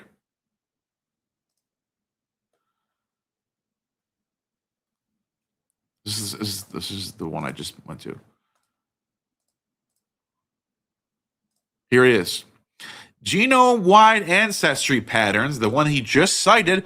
Oh, let's see. What does it actually say when you read the paper? Oh, we found statistical support for Native American admixture dating to 1280 to 1495, which is after fucking Columbus. And European admixture dating between AD 50 and AD 95. Does it say Younger Dryas contact? Does it say before the pyramids in 2300 BC? Does it say that? No, Dan. No, you fucking liar. You're a liar. You are a piece of shit and a liar. Oh my God, it's so bad with these people, dude. Which was published in Current Biology. Get ready for a bombshell, Mr. Wikipedia 101 levels of knowledge. Yeah, that's what if you are. If you want to find something, you have to look for it first. Now, he drops that on his audience after he just lied to them. After he just provided two papers that suggest in 1300 AD, there was contact between the Polynesians and South America. When we were talking, the actual debate we had was on what? What does that say down here? Oh, Younger Dryas. Younger Dryas. Let's hear what he actually says in the debate. Thing is they connected the old world and the new. There is, I think, ample evidence to show that there was not nearly as much as we see today, but there was cultural contact from the old world and the new world. And I think the Younger Dryas was Younger the beginning of The Younger Dryas. What did he say? Let's watch that again. not as much, nearly as much as we see today, but there was cultural contact from the old world and the new world. And I think the Younger Dryas was the beginning of that falling apart. And not The Younger Dryas was the beginning of the falling apart of the contact between the old world and the new world, which means the Younger Dryas period ends around 12,000 BC. I'm just, I don't know, give or take, whatever, 14,000, 12,000, whatever it is. He's saying after that Younger Dryas period, that's the falling out between the old world contact and the new world contact. Did he say anything about fucking 1300 AD in this fucking clip at all? This liar? when we go to the impact hypothesis, which is where it gets a lot more spicy, this is really, I think, a problem with the modern era where we get to kind of pick and choose our scientists like we do our politicians. Like, I don't really like what that guy says. That they're arguing back and forth over the same black mat layers, over the same nano diamonds. The debunker arguments, I dug into Mark Boslow's debunking of the Greenland nano diamonds, for example, and he's like, "Oh, there's a missing data set." It's not like there's a missing sample in the archive. Somebody didn't press the numbers in and put it into this data archive. So there's not numbers on a page is all the complaints are about. And it's to the point where the journal hasn't retracted the paper. So it's kind of a bullshit argument that he's making, but it's relying on scientific ignorance. People don't know that, you don't have, it makes it sound like we're missing this ice core that should be there that anybody could test, but these things are like any other sample, they get used up, right? So, in my mind, not only do we have ample evidence for contact between the old world and the new before. Like what? Like what's the evidence? Oh, the evidence, we could go with all kinds of stuff. I mean, you got, first of all, you got all kinds of iconography. We've got genetic evidence at this point, even down in Easter Island, they're showing genetic evidence. Okay. He brings up Easter Island when I literally, you guys just heard me. I literally just asked him, "What's your evidence for Younger Dryas contact?" He just said Easter Island. So forgive me for being confused here.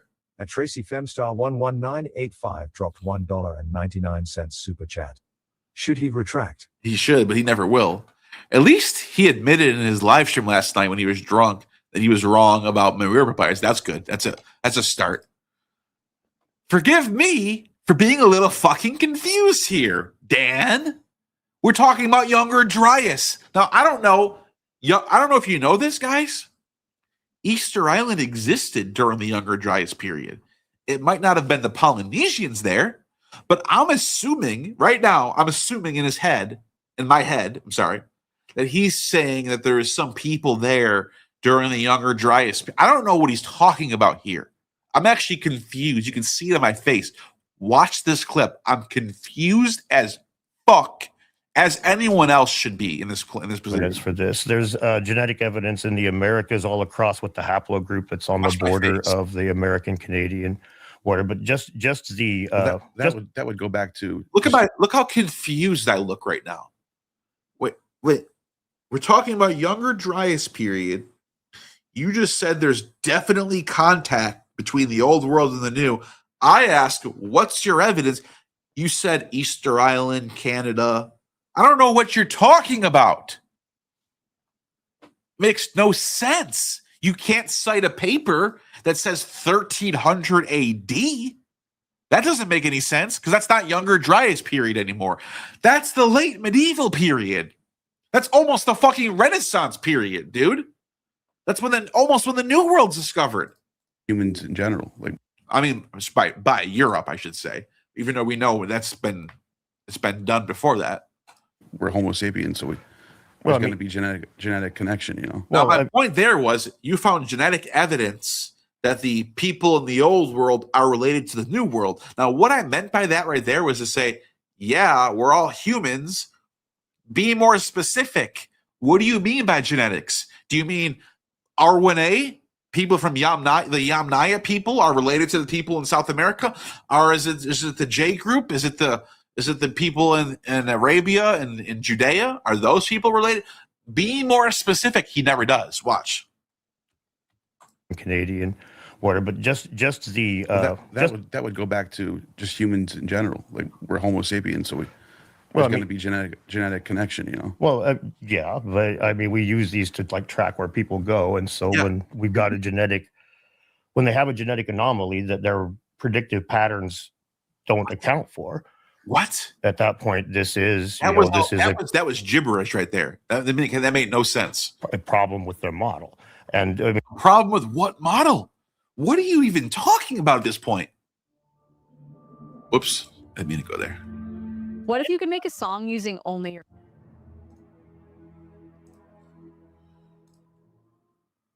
At Onyx Rock F4X dropped $5 super chat. Prehistory debate seems to attract the most strung out people outside of Flat Earth. Sad because it's important. Yes. Well said. It does. It really does. It brings out the crazies. They think they can answer these questions and they have no idea. These are tough questions.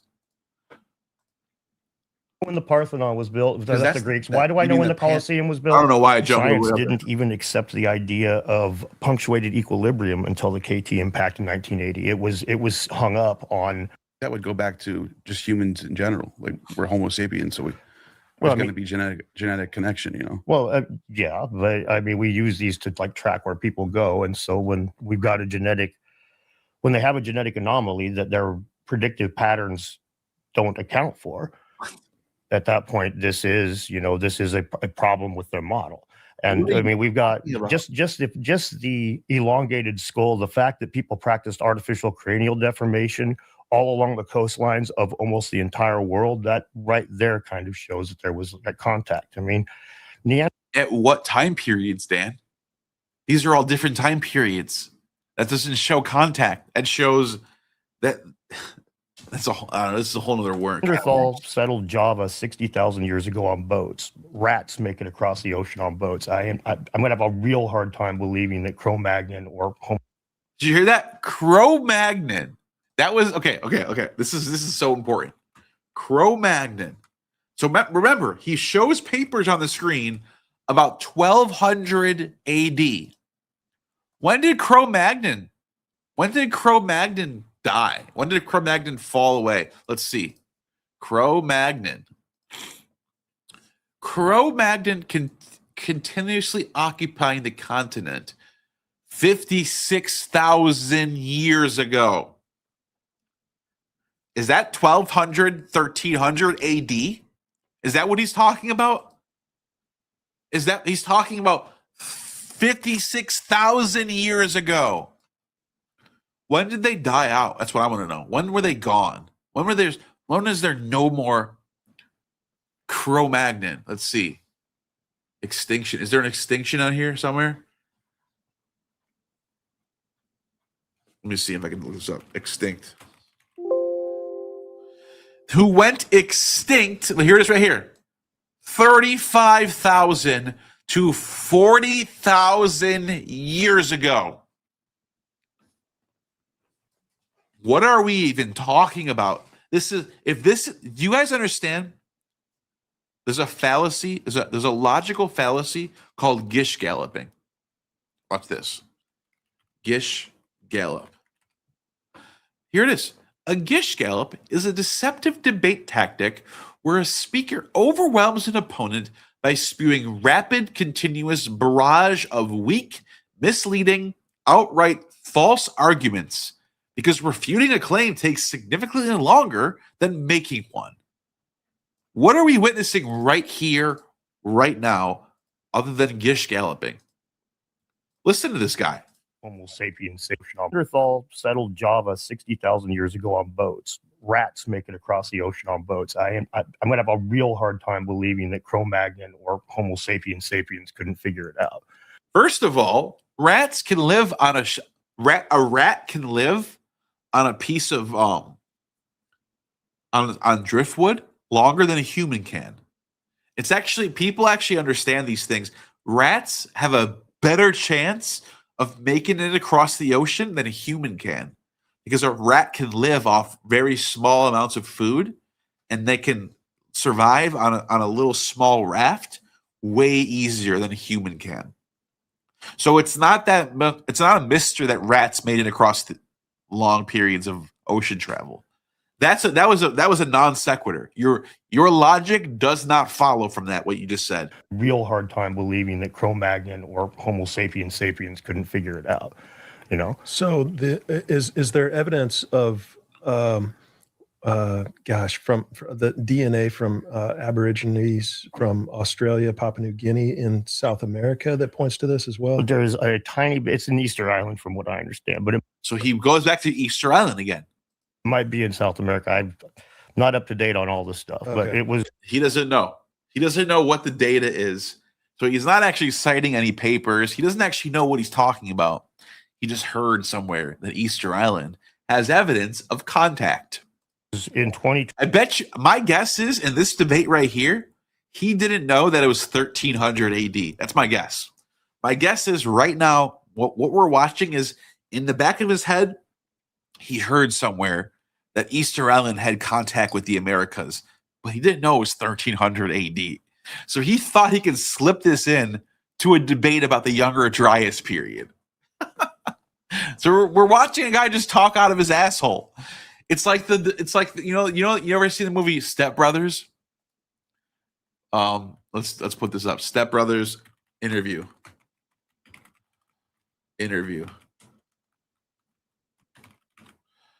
This is Dan in the debate. This is what he's doing. This is Dan during the debate. Don't make that guy for an. Watch. He's just in this debate. He's literally just talking out of his asshole. He's not making any sense at all. He's bringing up articles that have to do with 1300 AD and hoping that it has to do with the Younger Dryas period, or he has no idea what he's talking about. Very meticulous records. Why do I know when the Parthenon was multiple of these kinds of events throughout history? Yeah. There's an older Dryas right before this period, from 18,000 BC to 14,000 BC. Notice so how was we're there another talking comment about then? Younger 'Cause Dryas. it's hold on, ready? Change. Period. That's the Younger Dryas impact hypothesis theory. It's more of an air burst that melted glaciers over the northern archive. So there's not numbers on a page. Is all the complaints are about, and it's to the point where the journal hasn't retracted the paper on scientific ignorance. People don't know that, you don't have. It makes it sound like we're missing this ice core that should for contact between the old world and the new before. Like what? What's the evidence? Oh, the evidence, we could go with all kinds of like we're Homo sapiens. So at that point, this is a problem with their model. And I mean, we've got just the elongated skull, the fact that people practiced artificial cranial deformation all along the coastlines of almost the entire world, that right there kind of shows that there was a contact. Contact in Easter Island. Neanderthal settled Java 60,000 years ago on boats. Rats make it across the ocean on boats. I'm going to have a real hard time believing that Cro-Magnon or Homo gish galloping. He's throwing random shit at the wall. Sapiens couldn't figure it out. So is there evidence of from the DNA from Aborigines from Australia, Papua New Guinea, in South America that points to this as well? There's a tiny bit. It's in Easter Island, from what I understand, but it might be in South America. I'm not up to date on all this stuff, but it was in 2024 was the Easter Island paper, and that was a big deal because it showed both directions of genetic flow. Into the $2 super chat. I bet Dan's teachers in high school hated him. I wonder if he even finished high school. I don't think he did. The pre-contact Easter Island population. Okay. So the theory is that there was a comet that hit the Earth. This is about to get good right here. At Ride Tillack dropped $7.99 super chat. Yo, Neil, you prefer Roman Empire or the ancient Greek city-states? Ancient Greek city-states all day. They figured out the ideal. And it's true that even in modern times, we've realized, holy shit, they actually figured it out. They figured out that you have a body of government that represents the people, the Senate, right? And city-states that rule themselves, that have their own state laws, and then a federal constitution above that. That's how you do it. And it's the modern system is the way that the Greeks used to do it. So all day the Greeks figured it out, man. The imperial system with one Caesar on top, it turned out to, it works. It can be very effective when you have one really good Marcus Aurelius or Augustus who's good, and he thinks with justice and logic. He will be great. He will figure out shit. He will make things happen. He will feed the poor. He will help out the farmers when they need fucking help. But when you get a bad emperor, when you get a Nero or some other fucking crazy emperor like Caligula, and then it all turns to shit. Then he spends all the money on his own self. So it's a double-edged sword. That's why the Greek city-states always wins. Great question, though. We could have a whole video on that shit. That's a good topic right there. And it caused the Younger Dryas. Period. That's the Younger Dryas impact hypothesis theory. It's more of an air burst that melted glaciers over the northern hemisphere. But yeah, my understanding is we've never found a comet of that size. If it did hit, it would have had to hit a glacier, and the glacier would have to melt. But the science works without a glacier. There's enough evidence for natural climate change. Another thing that kind of throws me off with this is, like, let me ask you, why do you think it's called Younger Dryas? Well, because there was multiple of these kinds of events throughout history. Yeah, there's an older Dryas right before this period, from 18,000 BC to 14,000 BC. So was there another comet then? Because it's actually, that period is actually almost worse than the Younger Dryas. So we're talking from the whole 18,000 BC or before present all the way to 10,000 before present. That whole period basically was a cooling period in general. So to me, it debunks the idea that this comet hit right when Plato or right when Göbekli Tepe was, because we're talking, this had to have happened before. Personally, I find that, I mean, by that logic, I could say the KT impact didn't kill the dinosaurs because we didn't need a comet to wipe out. We've got all these other extinctions. But we found that comet, Dan. We found the comet in crater, you idiot. What are you talking about? Events that didn't use comets. So why do we found the comet crater? Exactly. And you know, exactly. That's his response. His response is exactly. What is going on here, dude? Watching this what's this comment? Neil takes drugs and okay. Do I have any? Is there any? I need to get some more mods in my fucking chat, bro. Here, let me give out some wrenches. Let me give out some fucking wrenches. You guys, these fucking commenters, dude. Holy shit, dude. Let me give out some wrenches. Hold on a second. Give me a second here. Let me give out some wrenches here. All right, so who can I give a wrench to? Androgenic, you need a wrench. You need a wrench. Add as moderator. Boom. So you can start kicking people out. Do it. I trust you'll do it. Drug addict, whatever whoever you are, you're done. Remove. Boom. Let's see. Hide user from this channel. Taco, you're done. Bye. Let's see. Anyone else? Who else should I give it? Who else should I give a who else needs a wrench? Who's a big fan here? Who's a big fan? Androgenic, you got a plan now. Or you got yourself a wrench now.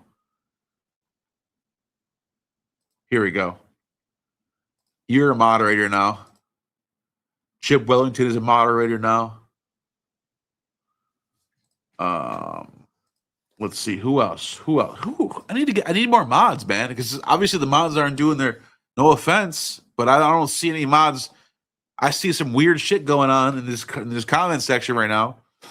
So let's see. Huge fan. Here we go. Boom. You are a moderator. Boom. Alex Universe, you are a fucking moderator, dude. You know what else? Anthony Cruz, I've seen you around before. You're a moderator.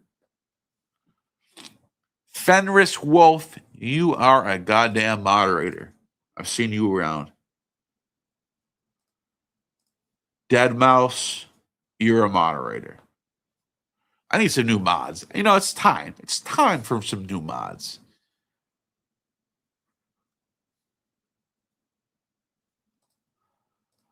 You too.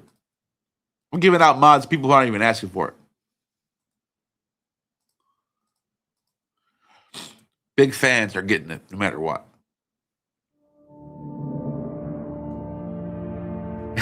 So Alvin Hillman, a moderator. Just for asking that question, you're a moderator. Make me one. Tilak dropped 7 Australian. Oh, with a name like that, with an Indo-European Nordic, that's a Greeks name think that I'm how the making a Great moderator. Pyramids were built, and were there any Greek authors' sources talking about it? Hold on, I just missed that super chat. Let me see. Let me go back. What did the ancient Greeks think about how the Great Pyramids were built? Great question. Were they built? And are there any Greek authors' sources talking about it? Great fucking question. I love this question. The answer is yes, they did. And guess what? And guess what all of them said? Every single one of them said, Khufu. Why do you think I think Khufu built the pyramids? If the Greeks said anything but that, I would be one of these. I'd probably be questioning this shit. I'd probably be going, wait a minute. Why would these great Greek thinkers think someone else built it? And these scholars today why are they thinking otherwise? I swear, I'm telling you, that's how much I love the Greeks. If the let's pretend for a second there was a world where Herodotus, Strabo, Diodorus of Sicily, all these Greeks who says Khufu, or I should say Cheops is how you say his name in Greek. If they all said something else besides Cheops, right now, I would be questioning the mainstream narrative. I would be going, why are the Greeks all saying that it was this other guy? But guess what, my friend Ride Tillich, who asked a great question, they all say it was Khufu. All of them. Every single Greek source. All of them say Khufu built the pyramids. So I trust my fellow Greeks. I trust my fellow Romans. And they knew what the fuck was going on. They knew their shit. They knew their history. Besides, they also had sources that we've lost. Don't forget that. In 500 BC, Herodotus had access to sources that we don't have, that are gone. So you have to take that shit seriously. You have to go, whoa, Herodotus was writing a history in 450 BC, and he thinks the pyramids were built by Khufu? Well, that's a pretty strong case. That's like, maybe we should listen to him a little bit. I'm not saying everything he's saying is true, but I think he might know some shit. I think he might have some insight that we might not have today. So, great fucking question. Absolutely beautiful question. I love you. Couldn't ask for a better question. All right, so back to this discussion. When does Dan ever say anything about 1300 AD? Let's watch. Well, the kind of uphill battle Alvarez faced finding that comet, a lot. I'm laughing because I just debunked his claim about the asteroid comet, and he just totally backpedals. T-impact didn't kill the dinosaurs because we didn't need. Listen to what he says here. I mean, sense. Well, let's see. I personally, I find that. By that logic, I could say the KT impact didn't kill the dinosaurs because we didn't need a comet to wipe. By that logic, so my logic was, hey Dan, we don't have any evidence of an impact crater for the Younger Dryas period. Therefore, the Younger Dryas impact hypothesis is lacking evidence. His response is, by that theory, I can say that there was no dinosaur, or that there was no there was no asteroid that killed the dinosaurs. My response was, but Dan, we found that crater for the dinosaurs. We know where it exists. It's right near Mexico, by the way, if anyone's wondering. We've examined it. We've studied it. We've dated it. We can see it. We can touch it. We know it exists. We know there was an asteroid comet that hit the world that killed the dinosaurs. Where's your evidence for the Younger Dryas impact? Here's his response. Here's Let's see. I personally, I find that. I mean, by that logic, I could say the KT impact didn't kill the dinosaurs because we didn't need comet to wipe out. We've got all these other extinctions events that didn't use comets. So why do we need a comet? We found the comet craters. Exactly. And he goes, exactly. So you're saying I'm right? What is going on here? Watch. And you know the kind of uphill battle Alvarez faced finding that comet? So apparently Alvarez had a trouble proving this comet, which is not really true. But let's just go along with it. A lot of skepticism, of abject just cynicism. As a matter of fact, science didn't even accept the idea of punctuated equilibrium until the KT impact. He just totally changes the subject. Punctuated equilibrium. Let's look this up. Punctuated equilibrium. Watch this. I'm just trying to take you guys through what happened here. It's so bizarre. It's so bizarre because we're talking about comets and Younger Dryas, and he goes, in fact, science didn't accept punctuated equilibrium until it's the evolutionary biology theory that proposes that once species appears in the fossil record, the population will become stable, showing evolutionary change for most of its geological history. What the fuck does this have to do with the asteroid comet theory of the Younger Dryas? Oh my God. When I'm watching this back, it doesn't make any sense. What is he talking about? Is he on fucking drugs, dude? What is he talking about? Skepticism, of abject just cynicism. As a matter of fact, science didn't even accept the idea of punctuated equilibrium until the KT impact in 1980. It was hung up on gradualism as opposed to, you can Google that if you want. It was the KT impact is when that really. Why would I want to Google this? Dan, you are just throwing random shit at the wall. Became a thing where science began to accept what they call punctuated equilibrium, which is back in the day, it was all about catastrophism. Science proves the Bible right. We had floods, we had comets, we had destruction of Jericho. Then it switched from in the 1800s, you had Darwin, and I forget the geologist's name, but both of them about the same time turned things on this gradualistic ear. Then it was gradualism. Floods had nothing to do with it for 100 years. And then Alvarez comes along and kicks the tires on that. And now all of a sudden we realize what any 5-year-old would know. It's like, well, sometimes things happen slowly and sometimes things happen quickly.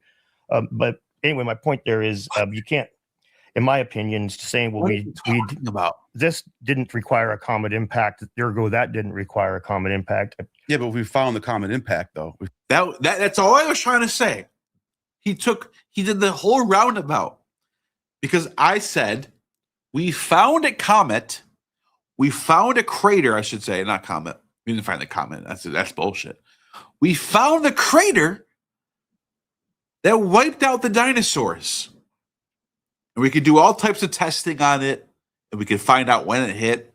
We could find out what happened, the destruction. We could do all the testing. There's thousands of papers on this thing.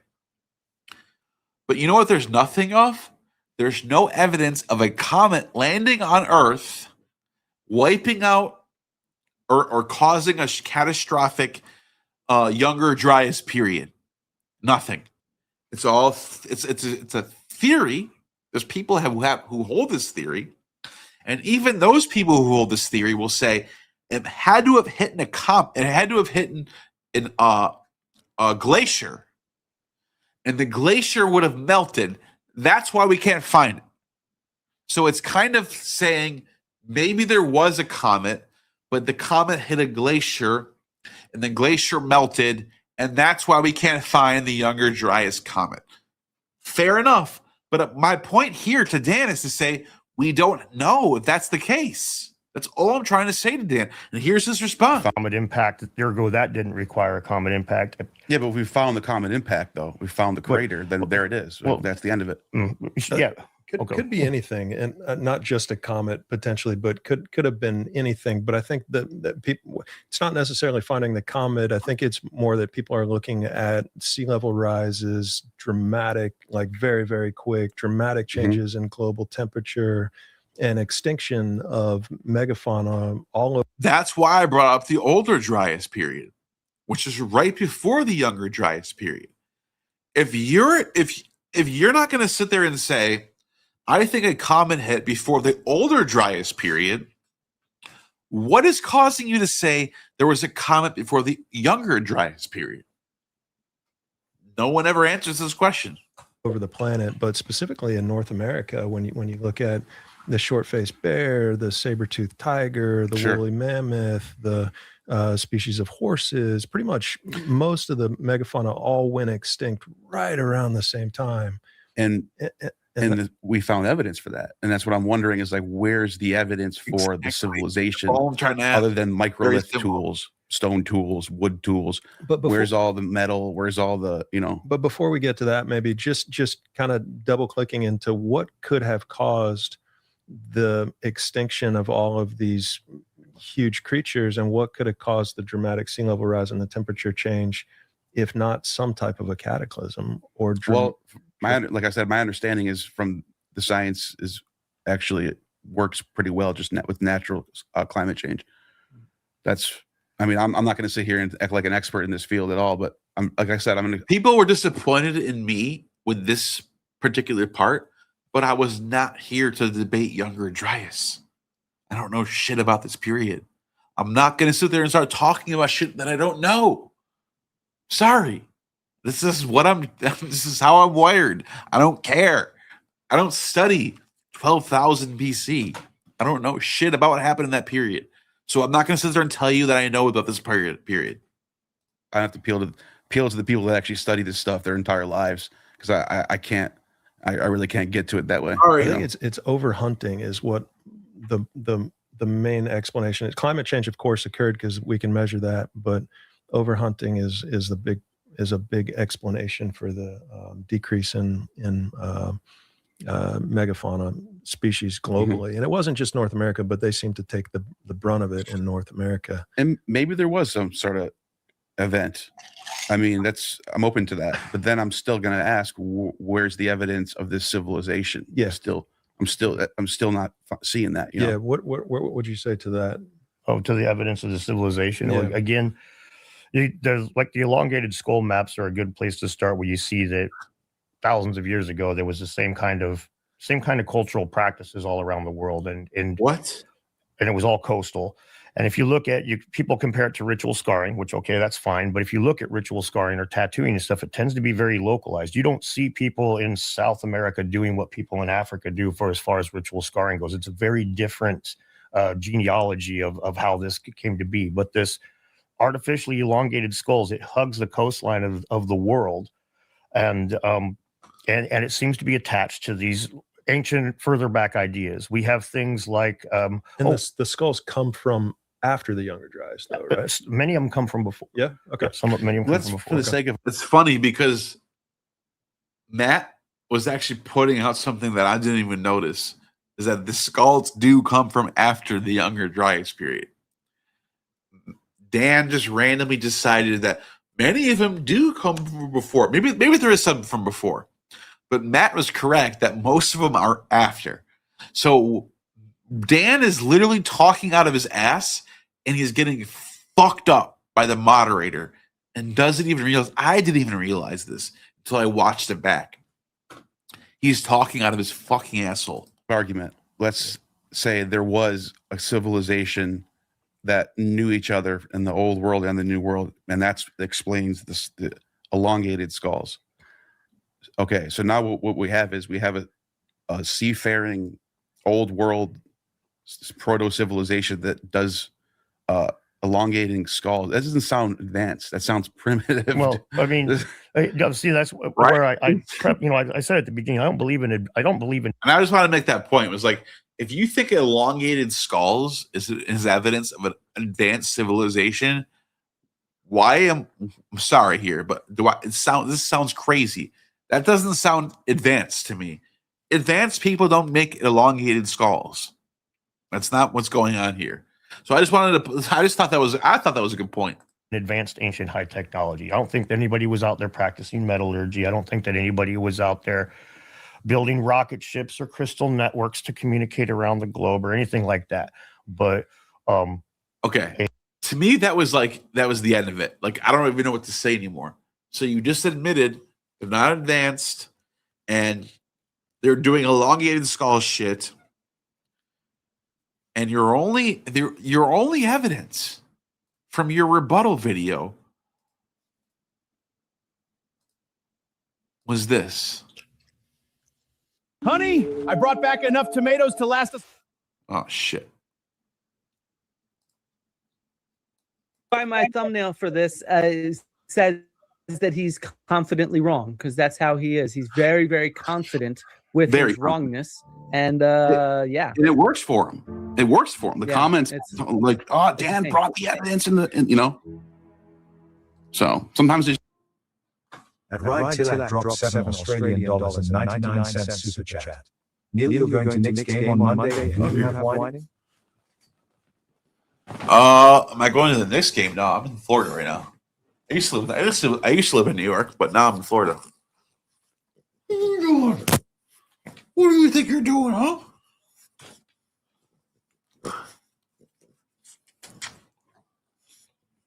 Sit over here. You can sit here, and so everyone can see you.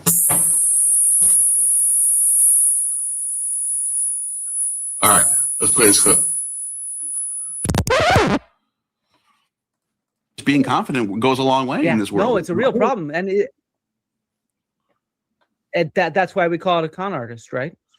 Yeah. My how the table turns. Insert Michael Scott thing here. I'm just fucking. Their king was like had a dream. He knew this place was there, and this is where you could get into. You know what Axis Mundi is, right? Like the World Naval. Every World Naval is located smack dab in the center of that culture. Delhi, a Wailing Wall, all this stuff, except for Easter Island. If you're part of that culture, if you're part of the Polynesian culture, that is like the farthest flung corner you could go to have your World Naval. Unless the sea levels were lower, as Matt pointed out the first time I was here, if you lower the sea levels, all of a sudden Easter Island looks extremely centrally located in all of the islands. As a matter of fact, it's like the last waypoint before you jump across the Mid-Atlantic Ridge, just like the wall. This is so not true. If you look where Easter Island is, it is in the middle of the ocean. It's not in the middle of any islands. Even if the sea level was lower, it would still not be in the middle of the Pacific Islands. It would be much closer to South America, for example, than most of the Polynesian islands that we think of. Once again, the guy's just talking out his ass. I even said, as Matt said last time I was here, do you think I would lie to Matt Bell's face about what he said to me last time I talked to him? Come on, man. Yeah, we do. Look at this topographic map of the Pacific Ocean, and then look at this ridge that I mistakenly called the Mid-Atlantic Ridge. No. It's right. It's closer to South America. That's what Flint just said. I can't do this anymore. All right, listen. I have what? Okay, my last thing I want to do is I want to go to Flint's crying last night and just play a couple clips of that, and I'm done. Because that was all I wanted to show from his rebuttal video, where he tries to say that I was wrong about this articles about old world contact or whatever. And it's just funny to me how he was actually completely lying to his audience about two papers that say there was contact in 1300 AD. when we were debating the Younger Dryas period. So are you guys now understanding why that was wrong? I hope so. So difficult. Go ahead. Yes, LH666. If you guys haven't seen, he's been doing videos covering this, covering the At Ryan Tillack dropped to yes, Australian dollars and 99 cents. LH666. If you guys haven't seen, Knicks fans are crazy. Videos covering this, covering the debate between Neil and myself in extreme detail. I'm going to go through Neil and Flint's video. I'm just going to go through some of it tonight. I've already done the Easter Island bit. If you're watching this, you've probably seen that already. And hey, Daz, I will make sure and cover the excuse me. I'll touch base on the Easter Island stuff, but we'll kind of zip through that and start going through. Hey, Ian, going through this piece by piece, and because it'll give me something to do. I'm trying to get some more videos made, kind of thing, and doing research. If you want to make well-researched content, you can't really crank it out. And I'm not. By the way, real quick, on just cranking out. I'm having a glitch right now. Poorly researched content. I've already made a few mistakes. Shit. Holy cow! Late one. Yes. Okay, there it goes. He just cited some guy, LH there. That guy's been trying to make videos about me for months now, or years maybe now, because I debunked Amon Hillman. And this guy is an Amon Hillman fanatic who thinks the word Christ or Christos in Greek is about drugs, not anointing. It's not what it means. It's not what all the thousands of sources say, but anointing oil or like anointing a king or anointing a knight or anointing a prince or anointing a priest. Those are all fake. It's about drugs, about getting high. This is the same guy who says that the word neoniskos in Greek, which means young man, means prepubescent child. And that when Jesus is around prepubescent children, he's extracting drugs from them, from their bodies. At Kang I'm not kidding. 7,348 dropped $1.99 super chat. Thoughts on the recent Richard V. Wilson drama? Oh, yeah. That was great. I mean, I thought it was great. I thought Richard was funny. I thought Wilson should have stuck around. And why'd you run away, bro? Why'd you leave? Instead of arguing over the format, I think Richard should have just started talking. Because if he would have just started talking and just after 5 minutes is up, he could have just kept going. Just don't even argue about the time limit. Just go. Just start talking. Just don't stop. If you're not done, don't stop. I think that pussy ass dude who's moderating would have just let it happen. So I thought Richard could have been a little more strategic in that regard. But I thought it was pretty funny. I thought that was good. I liked it. Thank you for that super chat. At Androgenic drop $2 super chat. Is the super chat sound effect from Skyrim? Absolutely. It 100% is. It 100% is. And so Dan comes on this live stream and he just completely embarrasses himself. He's completely wasted, as you can tell. You can see it in his face. He's wasted. That is exactly right, Rocky. Greetings, Rose. Thank you. I am a scholar and a gentleman. Arvid is on hallucinogens, clearly. No, thank you very much. I appreciate it. 1968 still standing. Well, good job, Bishop. Kang I'm 7,348 dropped $1.99 super chat. Wilson/Die need these rules as their sophists. Yeah. There's a lot of sophistry going on between the Andrew Wilson, Jay Dyer. They don't like to debate certain topics either. It's got to be very specific topics. Oh, otherwise they'll say, I have a 6-month waiting list. All right, Andrew Wilson. This is a true story. I'll say, Andrew, you got a 6-month waiting list. Put me on it. Oh, well, I can't put you on it now because I don't know exactly when. Oh, so you don't actually want to have a debate? You just want to have you just want to tell me you can't debate. That's what happens with Andrew. They don't actually want to debate. So they want to debate certain topics, certain philosophical topics, certain political topics. They don't actually want to debate the historicity of Christianity or the truth about Christianity or the Bible or the history of the Old Testament or any of that stuff because they know it's not true. They know it's all bullshit. So that's kind of what's going on between those guys. My back hurts, but all right. So I'm assuming you guys have seen the debate between Neil and myself. If not, there is a link down below. You can see it, and it'll tell you where to go. Are you here to be my prettiest dress? You're going to start this thing. We should probably have worn a different dress, Tabuki. Huh? Only time. What? I bet Easter Island was incredible, Ian. I bet it was. All right. What are you talking about? Quick backstory before we get going. Like to happen with me. Oh yeah. Oh yeah, he talks about this stuff. Numb nuts. I mean, this isn't complicated, but yeah, that's sorry. That was what it said. But yeah. Anyway, one more minute. Hey, watching from Ryan Tillack dropped $2.99 super chat. Neil, who's better debater, Wilson or Dyer? Wilson.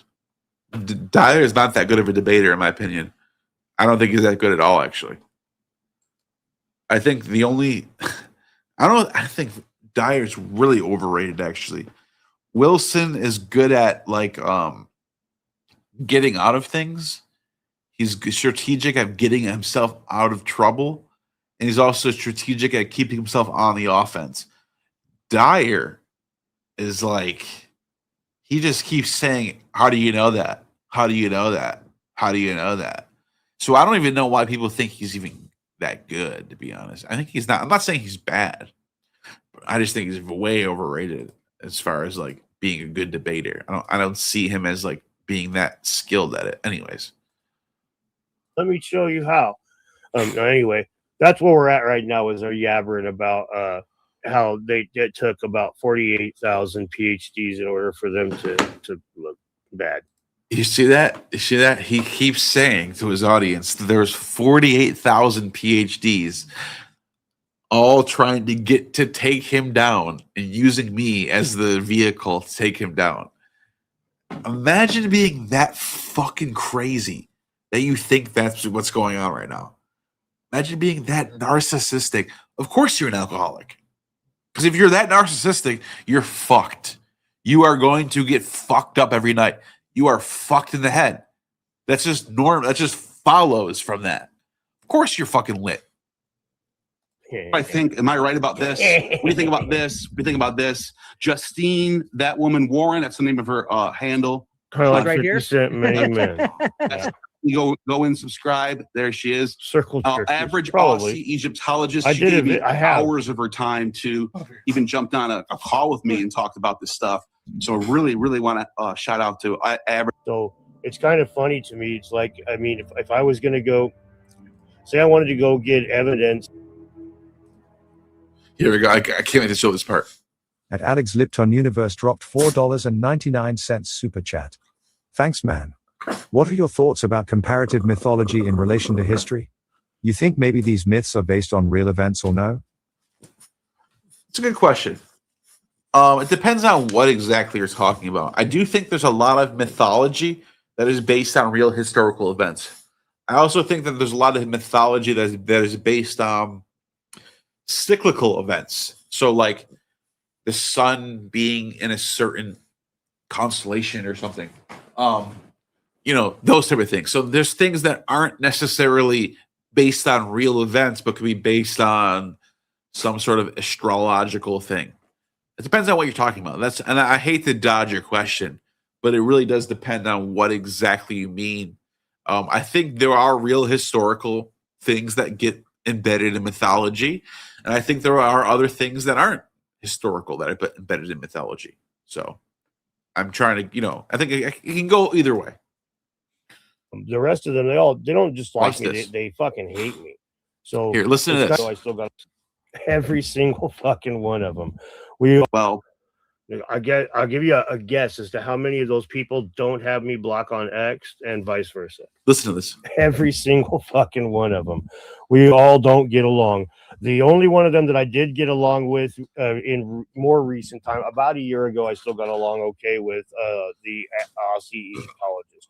But wow, the rest of them, they don't just like me. They fucking hate me. So it's kind of that's well, you know what's so ironic about what he said? You know what's so crazy about what he just said? I have to make a full screen for this. Out of anyone who really gave me the most time and really answered my questions and helped me formulate my own thoughts was the one that doesn't hate Dan. I'm not kidding. I wish I could prove this to you. I wish I could somehow prove this to you. Aussie the Egyptologist was the one person who I got on a phone call with. There was not a single person. Put me up to a lie detector right now. There was not a single person who I got on a phone call with and talked about Egypt with. There are people who I texted with and shot back and forth with a couple times here and there throughout the month. Justine was one of them. That's there's only 2 Egyptologists who I talked to. And a few people who I said, if you know any papers, let me know. Flint was one of them. And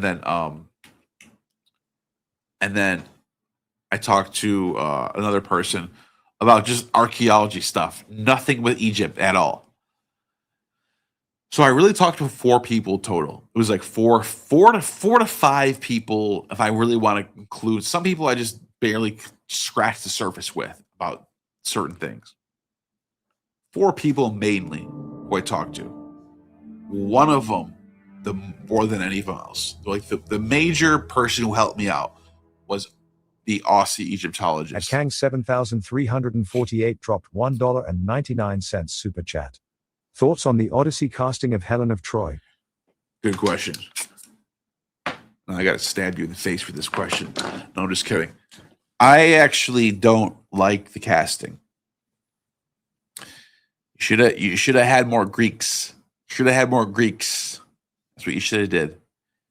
I think you fucked that up. You could have just asked a whole bunch of Greeks to be in your movie. There's a whole bunch of Greek actors too.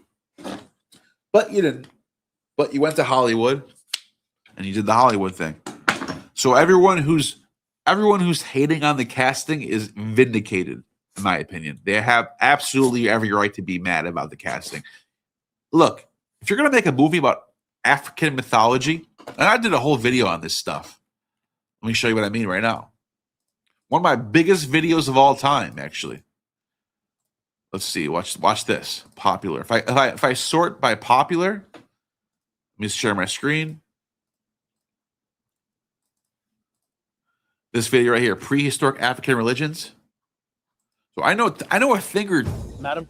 I'm not saying I'm an expert, but I know a thing or two about African religions.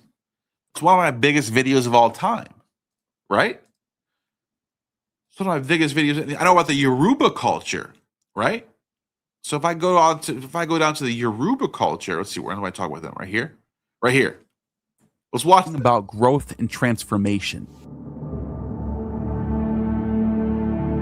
Watch this.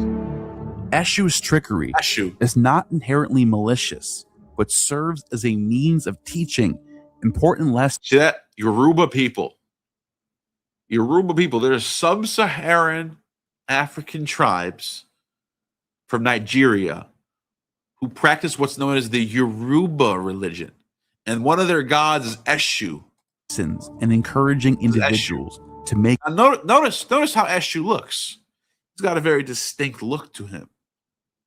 He's an African god.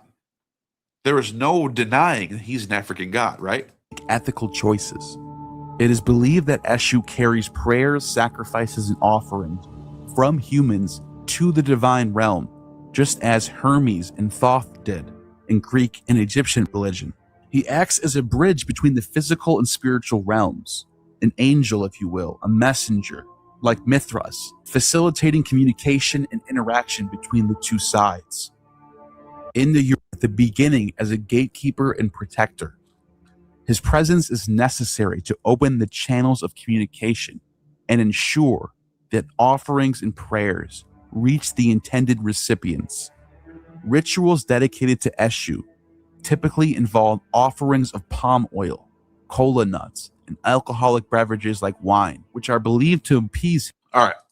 My point that I'm trying to make right now to answer this super chat is if I was to make a movie about the Yoruba culture and I was to make a movie about mythology relating to the god Eshu, about the Yoruba gods, I would use African actors. Right? Imagine if I didn't do that. Imagine if I went to Hollywood and I hired Matt Damon and I hired fucking whoever the fuck else that I wanted, some trans actor or something. People would be pissed. People would not like that. They would think that I was whitewashing Yoruba culture. That's my thoughts on. You asked me, I gave you the answer. So I think people are vindicated. I think people are justified for being angry about the casting. Now, with that being said, do I think it's the end of the world? Do I think people need to be so upset about it they're going to cry and make like videos about it and go crazy and lose their fucking minds and act like there's a whole culture war against, there's a whole war against this? No. Did you really expect Hollywood to make a movie about Greeks that were going to satisfy your particular political worldview? No, you know that wasn't going to happen. So stop pretending that was going to happen.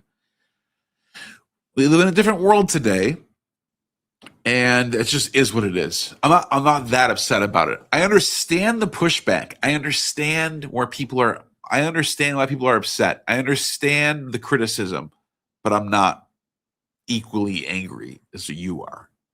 I really don't. I'm going to watch the movie, and I'm probably going to enjoy the movie. Probably going to enjoy it. Does that mean I'm going to think this is the new Iliad? This is how the Iliad should be done? No, doesn't. That's not what I'm saying. I'm saying it's a fucking Hollywood banger. The guy who made The Dark Knight is not a joke. He's going to make a good film. Alex Lipton $1.99 super chat. What ancient story would you produce? I would produce the Bacchae. I would make a dark film about Pentheus's death and Bacchus's triumph. That would be a fucking crazy movie. The Bacchae. Why isn't the Bacchae have been done yet? You know, there's a lot of movies or the Thebaid. That'd be a good one. Let's see.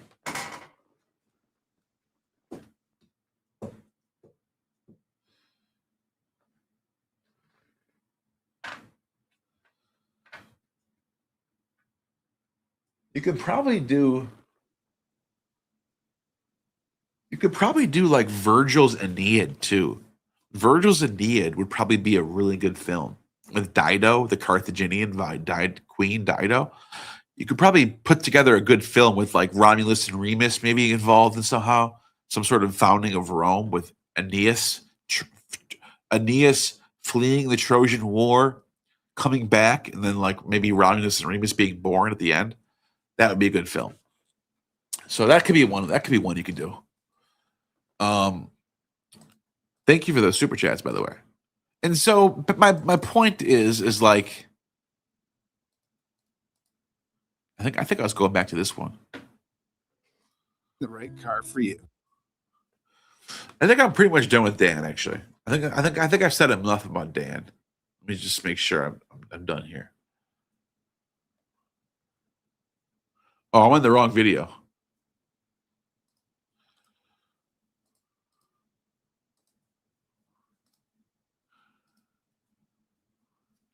Yeah, I'm done with that.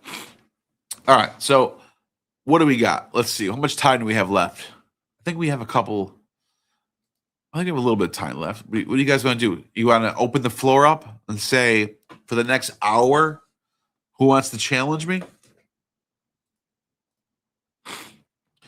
So I don't know. Dan is an idiot. I think it's very clear for anyone who has a normal IQ.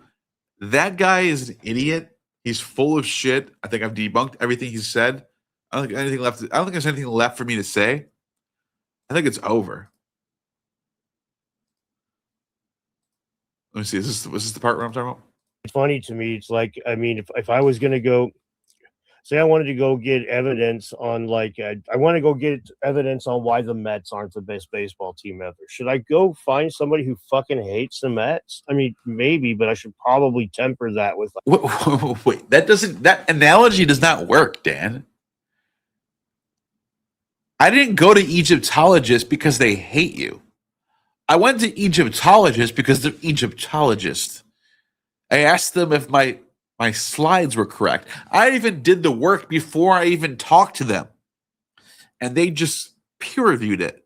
There was a few details I got wrong, and there was a few details they pointed out that I should look into further. That's it. Nothing had to do with you. You were not the focus of our conversations, Dan. This is your own narcissism speaking to you right now. You need help. That's why you drink so much, because you're a narcissist. I don't know, the rest of the world too, right? It's like, come on, man. No, I'm sorry, user. You don't have to go shopping right now. Groceries will still be there. But Dan, I mean, this video is totally not going to be available to watch after I'm done. Okay, actually, you can't. What? So anyway, let's carry on. All these archaeologists, they all hate me. They're afraid to have any open discussion, to be honest. But a few others too. That's not true. We're very, very helpful. So Yeah, and so in a sense, Neil did his homework on the pyramids to be able to talk about the pyramids, which is what you do when you prepare for a debate. You do your homework, right? People That's use what I that tell my against students. okay, now really quickly, this is so funny. Was that too fast for anybody? Let me know real quick. If that was too fast, please let me know. But what was really funny there is he says that Neil did his homework to prepare for the debate. But the fact of the matter is he didn't do his homework on me. He did his homework on the pyramids. He did his homework on Egypt. No But shit! He didn't know what my position was, even though... Dan! You fucking idiot. No shit.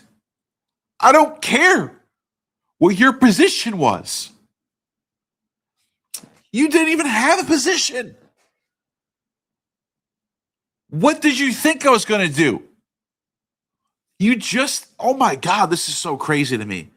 This is so crazy to me that he thinks this was an own.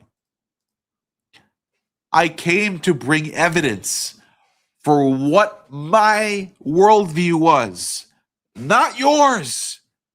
Holy shit. Is anyone not mind blown how crazy this guy is? Listen to this. How fast, please let me know. But what was really funny there is he says that Neil did his homework to prepare for the debate. But the fact of the matter is he didn't do his homework on me. He did his homework on the pyramids. He did his homework on Egypt. But he didn't know what my position was. I Even know. though I told him what my position was. He was acting like I was believing in a 10,000-year-old pyramid.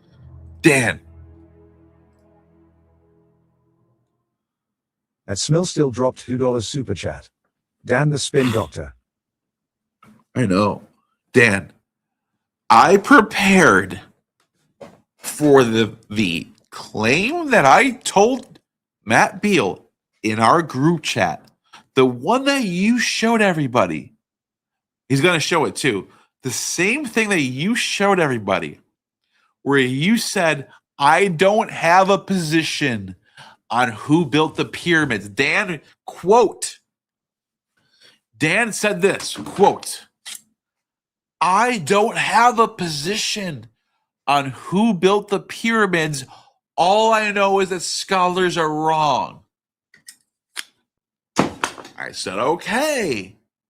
All my position is Khufu built the pyramids in the 3rd millennium BCE.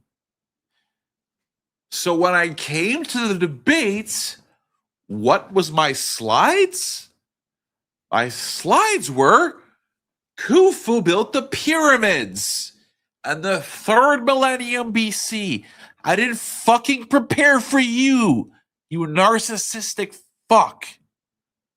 I prepared for my own presentation that had nothing to do with you, you stupid narcissistic fuck. Saying that I did X, Y, or Z wrong, but like, you know, in a situation like this where I banned Dean Lighter Talked about this stuff. So really, really want to shout. What's really funny to me, oh, thanks, Drew. I appreciate that. I do need, I was to say, like, if you're just like, this is how it is. Well, Neil was surprised when we were talking. It was just like all of a sudden, oh shit, this is what Dan's position is. It's like, well, yeah. And, you know, it wouldn't have been difficult to have figured that one out. But he went to a bunch of fucking haters to get his information about me. He went to people. I didn't get any information about you, Dan. No one said anything about you. Nobody gave any information about you because I didn't ask about you. That have no intention of properly portraying me. They want to make me look like an asshole. Dan, look at his face right now, too. Look at this crazy ass person right here. Look at this. Look at this crazy person. Dan, get this through your fucking head. Nobody thought about you or cared about you for this debate at all. None. Zero. Nobody thought about you. Nobody prepared for you. Nobody even knew what your fucking position was because you don't even have one. Because you're a fucking nobody. The only thing people did was present the data that we have about the pyramids. That's it. Whether you were there, whether fucking Santa Claus was there, whether a fucking alien was there, the presentation would have been exactly the fucking same. What don't you understand about that? Nothing you did changed my presentation at all. You fucking opiate-faced drunken fuck. Review. Hell, oh, Dan doesn't believe in ancient high technology. And so Neil had to figure that one out on the fly.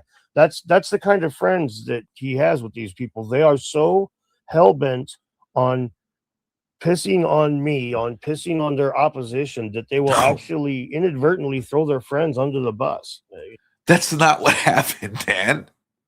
You are a crazy person. You are a crazy sociopathic person. That you did because why would he? Yeah, he didn't backpedal either. That was the best part, Rocky. He instead of backpedaling, when Flint catches it, we'll see it in this. All right, let's click on the next thing. What my position was. Even though I told him what my position was, he was acting like I was believing in a 10,000-year-old pyramid. He basically was surprised that I wasn't over there saying, this is, big rocks and all that. That it was more than. You're absolutely right that I was surprised because I didn't know what your position was, Dan. You never told us. You never told me. Let's go to right now. I'm going to show you guys right now. Let's go to the here we go. Let's find it right now. Let's show the world what was actually said. Matt Beal, here we go. Matt Beal and Dan Richards. Here we go. Let's show everyone everything. Let's just show everybody what was going on. Okay. Can you see that? All right, hold on. You can't see that. Let me just take a screenshot and put it on, and I'll send it to myself, send it to you guys.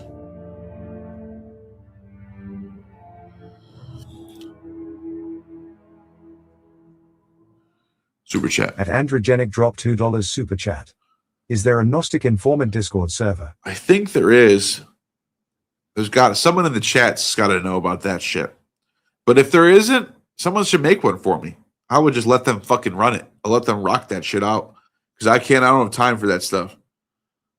But if someone else did have take the time to make one, I would show up and I would, engage. But I just don't have the time to manage it right now. I just don't have that much time.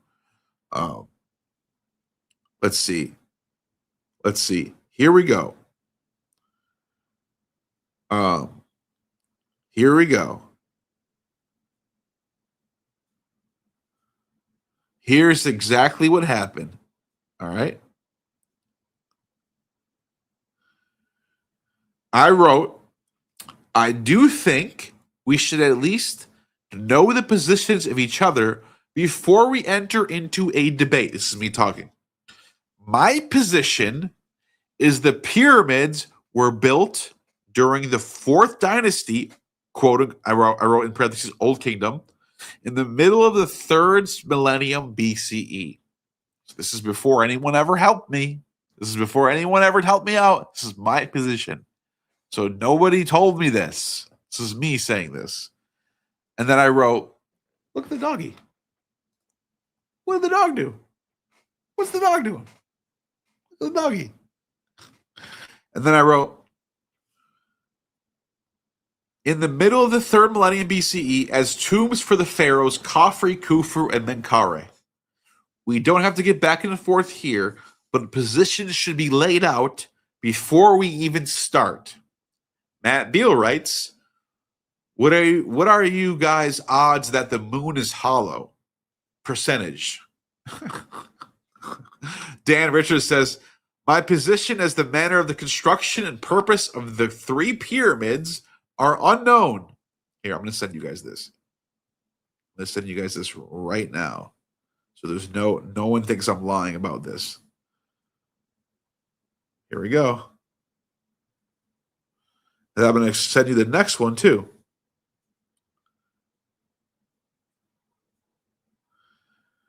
Dan says, my position as the manner of the construction of the pyramids are unknown.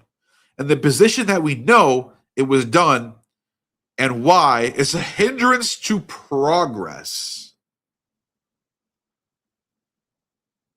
And then he says, what are the odds that the moon is hollow? Dan says 5%. I write close to 0%, considering it has a gravitational pull and we've done seismic observations of the moon. Matt says, all right, we'll skip the moon. Definitely talk pyramid, though, construction. Odds, megafauna, extinction during the Younger Dryas were overhunting. And I said 1% to leave room for the possibilities for crazy reason. Anyways, the whole point is we end up saying, let's talk about Göbekli Tepe. Let's talk about pyramids, that type of thing. So here, let me show you what I mean.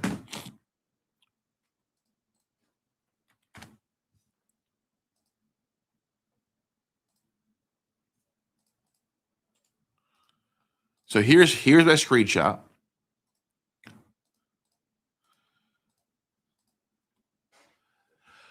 That's me saying 3rd millennium BCE, pharaohs, Khafre, Khufu, Menkaure. And Matt Beal says, what about the moon being hollow? Dan says, my position as a matter of construction, purpose for the 3 pyramids are unknown. And the position that we know is a hindrance to progress. April 19th, 7:54 p.m. That's all I know about. That's all I heard from him. So the idea that I was preparing for Dan when I'd have no fuck, when his whole position was unknown, is that he's a liar. So that's the end of that. I'm done talking about Dan. It's been 3 hours now. I want to do a whole hour for the rest of the night. From now until, let's say, 1:30, let's talk about anything fucking else. I'm done. I think I've beaten that dead horse. I think we all get it now. We have a guest. What's going on, man? Is your mic working? Yeah, it's working. I just had to unmute it. What's up? What's going on, man? What'd you think about that clip from Twitter? Yeah, hey, I was coming on to say, I thought it was cool. Yeah, I just got one question for you. Are you scared, bro? Oh yeah, I'm frightened. All right, so you don't want to talk about any Dan stuff. So Well, you could bring up Dan stuff if you want. I don't really want to. I prefer not. I'm done with it. But if someone wants to come on and challenge me on that game, No, okay, I do kind of have one Dan related question, just like less, just like all right, so we've established what's going on with the pyramids, right? But like, what do you think about the Sphinx? Like I think they have a pretty strong claim there that the Sphinx is a lot older than the pyramids, right? Like, so on the whole water erosion thing. It's interesting that there is a guy who seriously argues that, but then here's the thing: Robert Schoch has written other papers that made me think he's crazy. He's written, he's written papers saying that he's making arguments about linguistics of the Göbekli Tepe people. Well, we don't even know anything about how they spoke. So that makes me think he's not a real academic scholar. He's a crazy person. Well, yeah, no, okay. I was just like wondering. I think the argument for the Sphinx is a little bit better than the pyramids, right? But like, maybe they have. At least they have something. They have that. At least, look, that's a fair point. With the Sphinx, you have something. You're making your argument based on a thing. With the pyramids, there's nothing. It's just all made up. Well, yes. So I guess that's my only Dan related comment. All right. So, what do you think about the Crusades? What about them? Is there any? Well, I mean, okay. Well, so remember your like little debate with Rudyard back in the day? Yeah. The Dark Ages debate, though. Yeah. But so sort of the Crusades came in there. He was like, "Oh, Charlotte." Not during the Dark Ages. That's after. Well, no, yeah, that's true. But it's the more like the Reconquista, and it's like the Cordoba Caliphate. Goes over there and fights Charlemagne. I mean, it's overall an embarrassment to Europe that we couldn't take back the Holy Land. We couldn't take back Egypt. We couldn't take back Asia Minor. All these places that were historically always under the hub of the Western Greco-Roman world, we had no control over. We lost it. It's gone. It's still to this day under Islamic control. So the Crusades overall is an embarrassment to Christianity and to the West.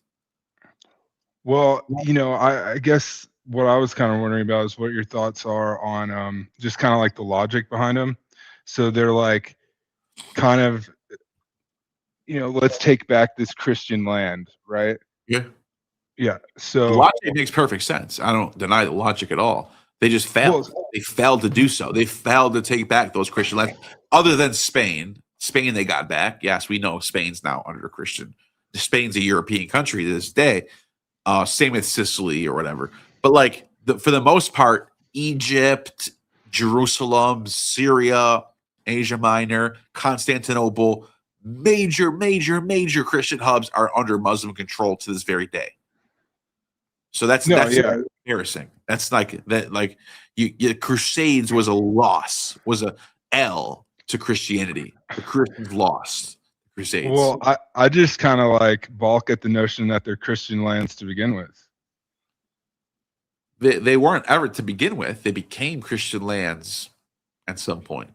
Yeah, but no one's saying like, oh, hey, we should take Spain back for like the native Spaniards in 100 BC. It's weird that the Christians do that. They're like, oh, we conquered this land, so it's ours now. Someone conquered it from us.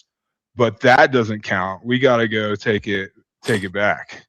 Yeah, because I guess the logic behind that is that Spain became part of the Visigothic, not the Ostrogothic, the Visigothic Western Gothic Empire, which was there for roughly 200 years. 5th to 7th century AD before the Lombards. 5th to 6th century AD before the Lombards came in the 7th century. And and ruled Italy. But anyways, the point I'm trying to make is there was a period of time where that was a Christian land ruled by Christian people for a long period of time, for enough period of time where it was substantial. It was like that was their land. Like you can talk about before that, but like who's claiming pagan Spain anymore? Nobody. Well, yeah. I mean, it would be like, let's take Rome back for the, for the Elenian people or something. Like no, it'd be like, yeah. Wait, what was the sun god? What was the sun god? Invictus. It'd be like, yeah, it'd be yeah. Let's take it back for Sol Invictus. Yeah. There's no one. So you can't even. It's Christianity or Islam at this point. It's it. It's over. Well, you could also make the argument that, right, like Islam had those lands for longer than Christianity had them. Yeah. In some of them, yeah. So it's like so 7th century to about the 10th century, Islam had it. Yeah, well, and Christianity really only took off around 300, right? So yeah, so you're right. Yeah, for like almost more time. Yeah, Muslims ruled Spain for almost longer. Yeah, I just think it's like a weird, like the Christians there's are really no way to weirdly measure. possessive. There's no way to measure who can claim a land. It's hard to do that. Or I guess like Israel kind of does that, right? They're like, oh, this is our native land. Right, is it? It's not really. You know what I mean? Well, so the real question is like Canaanites, right? Like they're not Jewish. Well, Jews are Canaanites, though. Did you know that? Well, I thought the Israelites came in and took the land from the Canaanites. That's what the story says, but in reality, the Canaanites over time become Israelites. The same way the English over time become Americans, kind of like that. The same way. Yeah, it's the same genetic people. It's the same type of thing. The people, if you test a Canaanite DNA and you test a Jewish person, they're going to come back the same match. The same people. Well, I thought they wouldn't, because like I thought the Palestinians would come back as like the match, because I thought Palestinians are the same people. Well, yeah, well, I thought most of the current Israelis were like European. No, well, they have DNA. They have European DNA because of their admixture over time, moving around Europe, becoming Ashkenazi, becoming Sephardic. They have European admixture. Genetic studies show that they're mostly Canaanite. Like their core DNA is Canaanite. They do have admixture with Europeans, though. It's very complicated. This is not a black and white topic. In fact, they even have most Jewish people have Hittite DNA. Did you know that? Oh, Hittites are Indo-European. Well, yeah, they're the Trojans, basically, right? Very closely related to the Trojans. Yeah. So they're their neighbor, right? It's like Canada and America. Hittite. Oh yeah. They're neighbors. They're right next to each other. So the fact is, modern Jews have a very complex history, and they're not. You can't just point to them as one thing. They're very static, weird looking. Like they have a whole bunch of weird periods and epochs that contribute to their DNA, and but they do ultimately have that J1 chromosome, which is Canaanite, and North African type of thing. Well, one thing I haven't heard you talk much about is like the Ethiopian Bible. What about it? Just like the extra books. What's going on with there? Are those the books that kind of got ruled out in the Council of Nicaea? It's not. The Council of Nicaea had nothing to do with books. The Council of Nicaea had to do with the Trinity, and it also had a secondary. So if we look up look, I'll show you right now. Council of Nicaea. Watch this.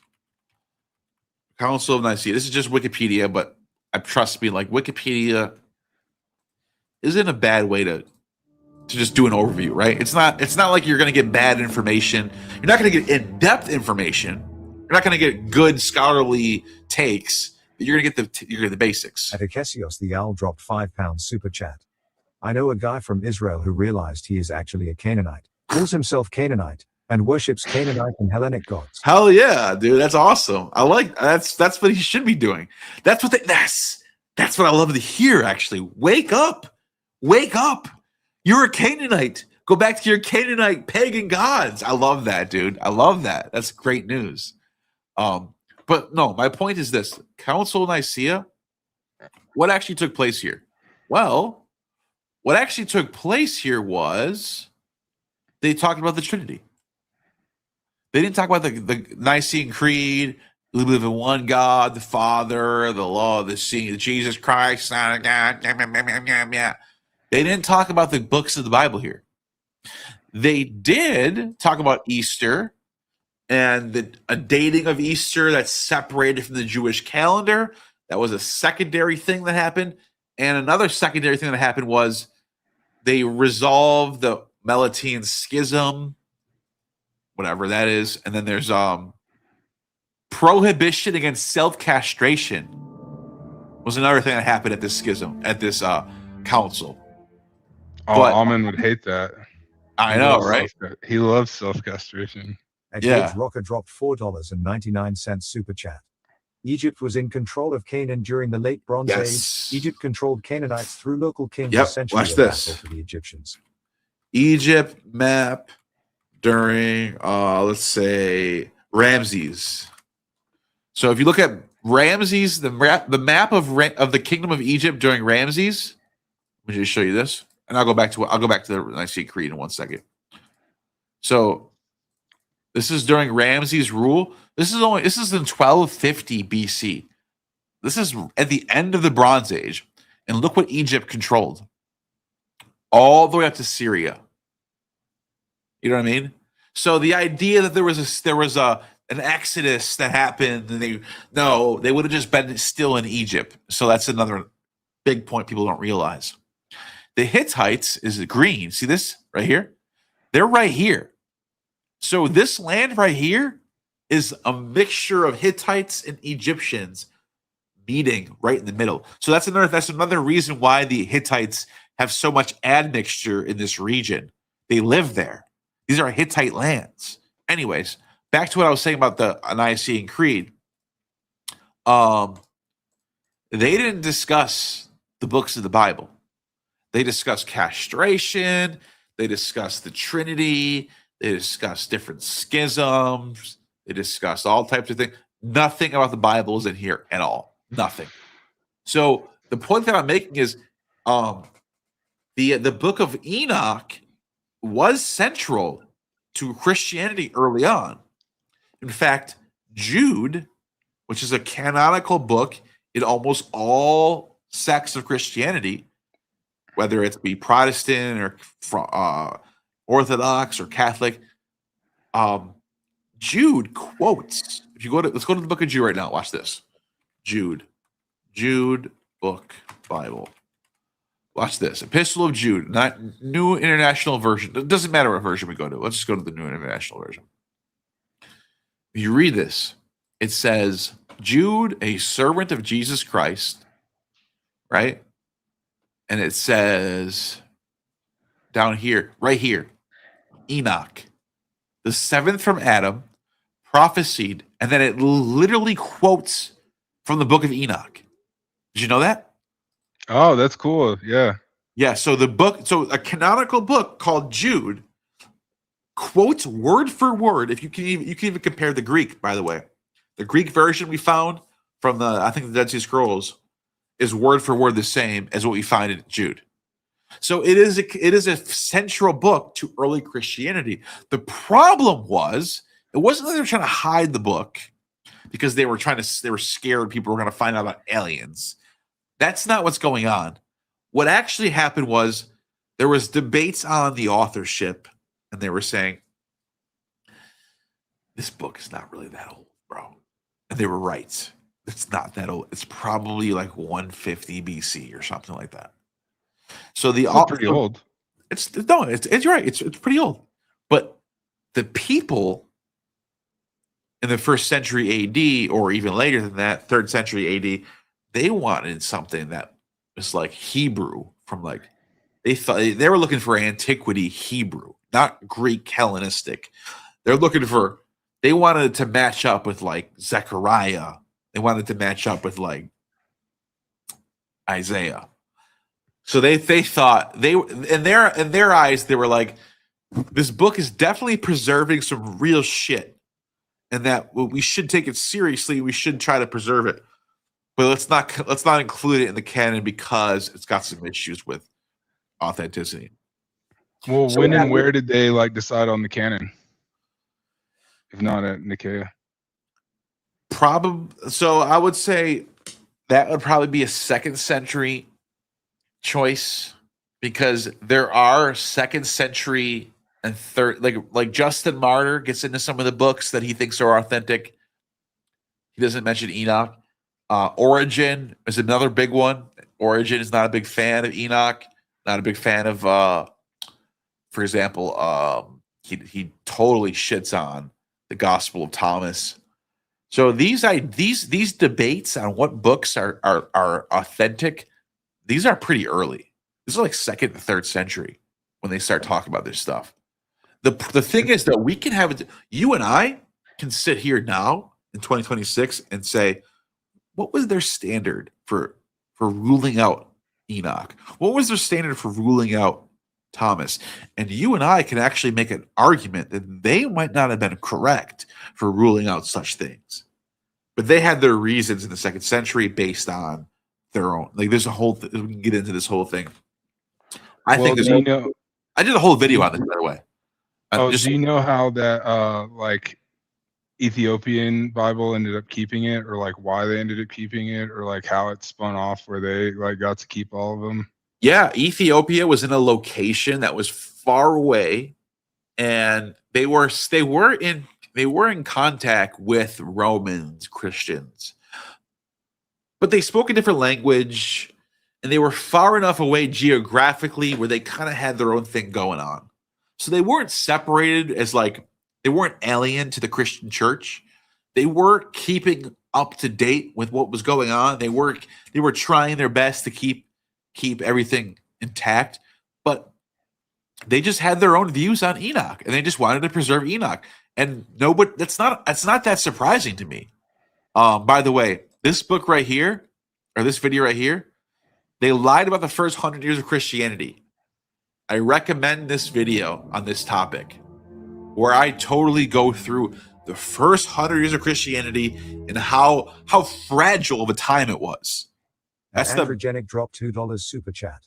This guy is a great guest. So happy his mic works. Yeah, no, I agree. I like your I like your questions. No, seriously, this video right here. Watch me.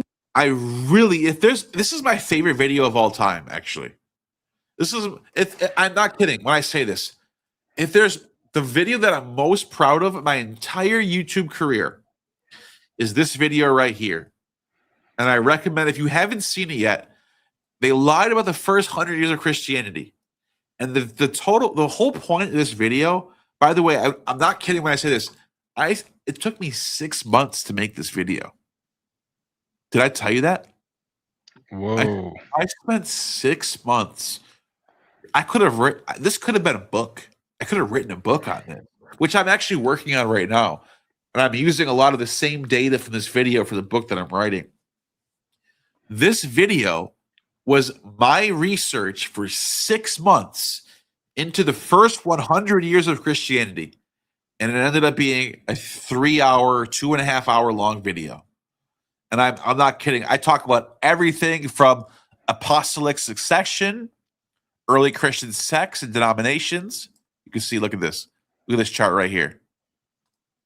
Carpocratians, Borborites, Simonians, Sibylists, Cainites, Perete, Noetians, Docetists. I talk about all these groups in this video. I talk about early Christian denominations. I talk about Celsus, how he talks about the great assembly, or else the great church. Ecclesia is the Greek word we use for church or assembly. He talks about the different Christian denominations, Sibylists, Simonians, Marcellians, Carpocratians, Marcionites, all that stuff. I talk about the Sibylline oracles. I talk about the Mandaeans. I talk about the pagan Baptists, Paul, cult of Theos Hypsistos. I talk about the Carpocratians. I talk about the Epiphanes, the Christian. I talk about Simon Magus. I talk about the Gnostics, Basilides, Abraxas, the logo of this channel, for example. In the universe and produced ions descended from his being. Right here. Mistake. Sophia expresses Sophia? remorse, the spirit of the monad, and other divine powers and ions seek to redeem Sophia. Talk about more Gnostic stuff here. Marcion of Sinope, And the old identified chapter. as the architect Valentinus of of the Rome, Gnostic Paul, his death into the 3rd century. Marcus the Magus, The Valentinians posited that Valentinians, salvation was a mixture of Gnostines, pagan, Jewish, Greek mystery cults. Clement of works. Rome, Ignatius, He seems to be concerned with the Papias, Polycarp, Papias, Justin Martyr, some other bishop stuff here, and that's it. You. Well, so okay, here's something a little associated to. Okay, so you dropped the word pagan a few times. Yeah. So, do you think that pagan is a slur? It was. I think today when we use the term, we know what it means now. It means like non-Christian practitioner of some sort of old religion or something. Well, yeah, but It has a very distinct. It has a very distinct definition now, but it was at a point in time a slur for just some idiot hick who doesn't know anything about Christianity. Or because just even like it's lumped in religions that kind of have nothing to do with each other together. Yeah. Yeah. Yeah, like an African pagan would be a Yoruba worshiper, or a Celtic Canaanite. Yeah, a Canaanite would be a pagan. Like a pagan means, I think the term pagan now, in the collective unconscious of humanity, would be someone who celebrates their old gods before Christianity, before Judaism. That's kind of what it means. Well, yeah, I think it's like weird because like, sometimes I feel like most of the time we use pagan, it's like with a negative connotation. But then like if you're talking about Zeus or whatever, you're like, that's Greek mythology. That's not paganism. That's Greek mythology. Or like, I would agree with that. I think Greek Jupiter, that's well, I mean, but you've heard like, I mean, how many times do you hear pagan used to refer to like Zeus? I mean, I'm not saying in the ancient text, but I'm just saying. I think so a lot. You think so? Yeah, I think so. I think when I hear the word pagan, I think of Zeus all the time. Yeah, I mean, you're a lot closer to the sources, but I feel like people, I think like, so. oh, Zeus, that's Greek mythology. That's what the Greeks thought. They're not. I don't know. No, I think it's still pagan though. No, I think it is, but that's kind of what happened. The term pagan started off as a slur for an uneducated someone who lives outside of the city, so they're not close to a library, so they haven't heard of the word of Christ yet. That's kind of what it meant. And over time, because people who were associated with the pagan rural lifestyle were people who often worship the old gods, those associations got closer. So over time, pagan meant someone who worships the old gods. But really, it used to be someone who's in the country. They haven't gotten educated on Christianity, so they're just stupid. That's what it used to mean. But over time, it meant someone who worships the old gods. Or witches, And witches, yeah. Witches worship the old gods. Yeah, I guess they do. Yeah, they do. But okay, so Zoroastrianism, right? Their book is the Avesta, right? Zen-Avesta, or the Gothas. So and they have like the ever burning flame, right? Yeah. So do you? Is like the the Roman goddess Vestia? is she related to Zoroastrianism in any sort of way? Because they had like an ever burning flame in her thing, and her name sounds very similar. Yeah, it is. That is actually like Vestin. From my understanding, this is right here. The name Vestin text. The name of Vestin derived from Avesta, which is the name of the written collection text. I was trying to see if it had anything on here. The point is yes, if you actually read, where is he? I have him over here somewhere. I know I do. If you read some of these Indo-Europeanists, where do I have his stuff here? They talk about the fire, this like idea, the central idea of the fire was central to a lot of Indo-European cultures. Here, and this is one of them, Mallory, James Mallory. You ever heard of this guy? I don't think so. J.P. Mallory, In Search of the Indo-Europeans. Weren't you saying one time that the Indo-Europeans weren't real? Weren't you saying that's kind of? No, I'll tell you what. I'll tell you here. George Dumazil wrote a book called Mitra Varuna, and there are a few other authors. What's his name? Also is in here. Where is he? Anyways, there's a few authors who write about this stuff. People do go overboard about Indo-European religion as if it's a category that we could define perfectly as like one thing. It's not. But there is some nuance to the idea that quote unquote Indo-European speaking cultures, which means Italy, Celtic, Germanic, even Indian, Scythian, people that speak Indo-European languages tend to have culture that does have overlap. Not always the same. They all have differences. They have big differences, but they might have overlap. And one of the big overlaps is the idea of a central fire being central to their religion. Sometimes the fire being lit for thousands of years. A sacred fire. That is an idea that you find Persian, Roman, Greek, Indian, etc.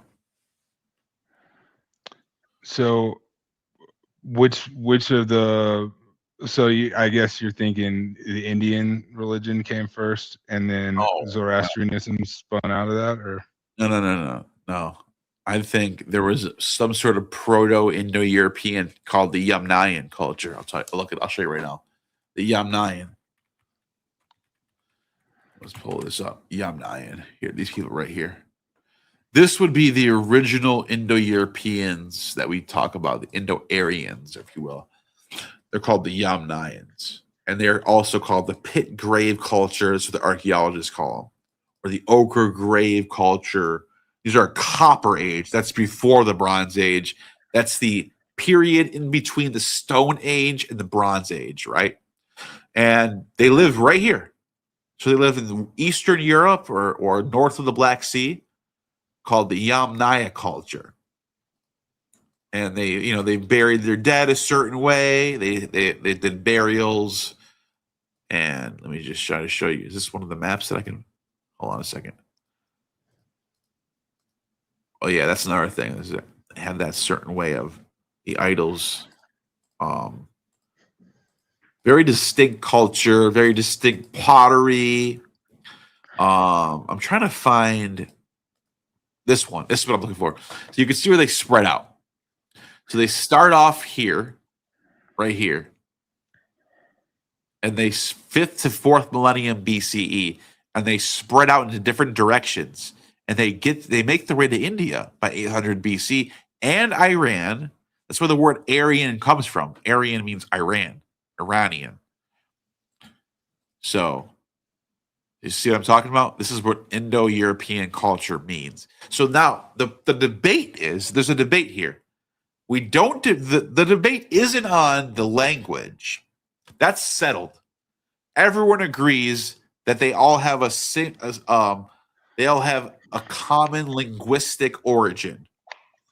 The debate is in how much cultural overlap or how much religious overlap do we find between, say, Italic tribes and Indian tribes. There is some, but there isn't. It's not the one-to-one. They're not exactly the same. Does that make sense? Am I making sense to you? Yeah, you're making sense. Okay. So we think. So you're thinking the eternal flame stuff started there, and then The eternal flame idea probably has some sort of roots in this area right here. Yeah. And then to bring it back to Nietzsche, Zarathustra, right? Is Zoroaster same guy? Yes. It's the same guy. It's the same word. It's just Greek. In Greek, it's Zoroastro. In other languages, it's Zarathustra. And so, like, I guess, like, what's your thinking for behind why Nietzsche wanted to, focus on, Zoroaster as the guy? Because if you're a philologist, you understand from reading Plato and this pre-Socratics that at the beginning of it all, here it is right here, Zoroaster's name is native language Avestan, Zarathustra, Zoroaster, 5th century BC, Greek adaptation. Zoroaster is used in Xanthus' Lytica. That's a 5th century BC. That's an old pre-Socratic fragment mentioning Zoroaster. So back to your question. If you're a philologist, which Nietzsche was, you know that all the way back to the first sources of Greek sources that we have, Xanthus, not only Xanthus, Plato, one of Plato's texts, the dialogue called Alcibiades, which I have over here somewhere. Alcibiades dialogue says that Plato's lineage goes back to Zoroaster. That Zoroaster was the beginning of the whole entire philosophical lineage. He's the beginning of it all. So someone like Nietzsche is thinking the entire genesis of the Western mind is Zoroaster, Zarathustra. That's the beginning of it all. So he's paying homage in a way to Zoroaster. And I mean, do you think? Well, oh man, it's a little controversial here. Bring it. So okay, like, I guess last time we kind of talked about how, he could already see that people were trying to misconstrue some of his words to, put the Germans, on top, from in a Nazi kind of way, if you will. So, sure. Do you think, like, some of the, Aryan race bullshit? Nietzsche says in the Antichrist, he says we are Hyperboreans. When he says that, he separates the German from the rest of the world. He says we are Hyperboreans. So a German reading that, it's got to go, we are Hyperboreans. Well, they also kind of misuse some of the stuff, like the will to power and stuff. They kind of and the Overman and all that. They kind of used it like, oh no, that's us. I think he meant it more philosophically than like, hey, this is just the Germans here. But I was just right wondering. Here's the Antichrist, book 1, chapter 1. First thing he says, let's look each other in the face. We are Hyperboreans. We know well enough how remote our place is. Neither by land nor by water will you find the road to the Hyperboreans. Even Pindar in his day knew that much about us. Beyond the north, which is the etymology, that's the true philologist right there, doing the etymology of what beyond Hyper, Borea, the north. Beyond the north, beyond the ice, beyond the death, our life, our happiness. We have discovered that happiness. We know the way. We got our knowledge of it from 1,000 of years of the labyrinth. Who else has found it? The man of today? I don't know either the way out or the way in. I am whatever doesn't know either the way out or the way in. So asides the man of today. So there is some sort of, I don't know, some sort of like separation going on in Nietzschean thought. You know what I mean? Yeah, but I don't think he's meaning it as like racial purity kind of. No, maybe not. But do you think that's where like Hitler kind of got his Aryan kind of shit from? Because you know, like not just Nietzsche. There are some other authors too that have similar ideas, but I think it's definitely part of it. Yeah. Because they're like, oh, they're the source of all wisdom, and you know, we're the current embodiment of that, or something like that. Yeah. Hard. Well, it's hard to understand what happened there during that time period. Well, I mean, there's a lot of different things going on, I guess, but you know, the economic side's easy enough to understand. That's true. Yeah, they got fucked. They got screwed over after World War I. The Treaty of Versailles. Well, yeah. Well, what's the old story is that, you know, they would have like a shopping cart full of money to go buy like a thing of groceries. Yeah, because the currency is getting so devalued. This Treaty of Versailles was a peace treaty in 1919. Most of them. Let's see. What was the final? I'm trying to think. What was the negotiations? Well, they had to give. You know, they had to create Poland, basically. Yeah. The Allies declared that the war would resume if the German government did not sign the treaty. Yeah, there was territorial changes, mandates. Article 119 of the treaty required Germany to renounce sovereignty over former colonies, converted the territories into the League of Nations mandates under the control of Allied states. Togoland and German Cameroon were transferred to France. Portions given to Britain. They were embarrassed. They lost everything. They were embarrassed. They were shitted on. They didn't, reparations. Germany accepted responsibility for the losses and damages, aggression of the Germany of the Allies, the treaty. So they just got shitted on. They got fucked up. They got totally destroyed. War crimes, all that stuff. And so it didn't work out. It just didn't. Long-term effects of this turned into Germans hating the rest of the world. Should have been a lesson learned, but we've made the same mistake over and over again with the Middle East. You know what I mean? Yeah. Well, yeah. And I guess, I mean, it's a little funny, like, I guess how Russia right now owns like Prussia, basically. And it's like, you go back and it's like, oh, like, I mean, Prussia is basically, the founding of Germany, right? That's their, Prussia like, basically is Germany. Yeah, that's like their heartland, and then they don't have it now. They used to call it the Holy Roman Empire. That was the name. That was what they called it was the name of Germany, or they would call it the Holy Roman Empire of Germany. They would say, and within that Holy Roman Empire of Germany, you had Bavaria, you had Bohemia, you had the Rhine, you had all these different regions, but there was all German lands. It was all German people. They spoke a German language. And then Prussia became the name of it during the late 19th century. That was the Second Reich, I think. Well, no, Prussia was just that one part that Russia has now.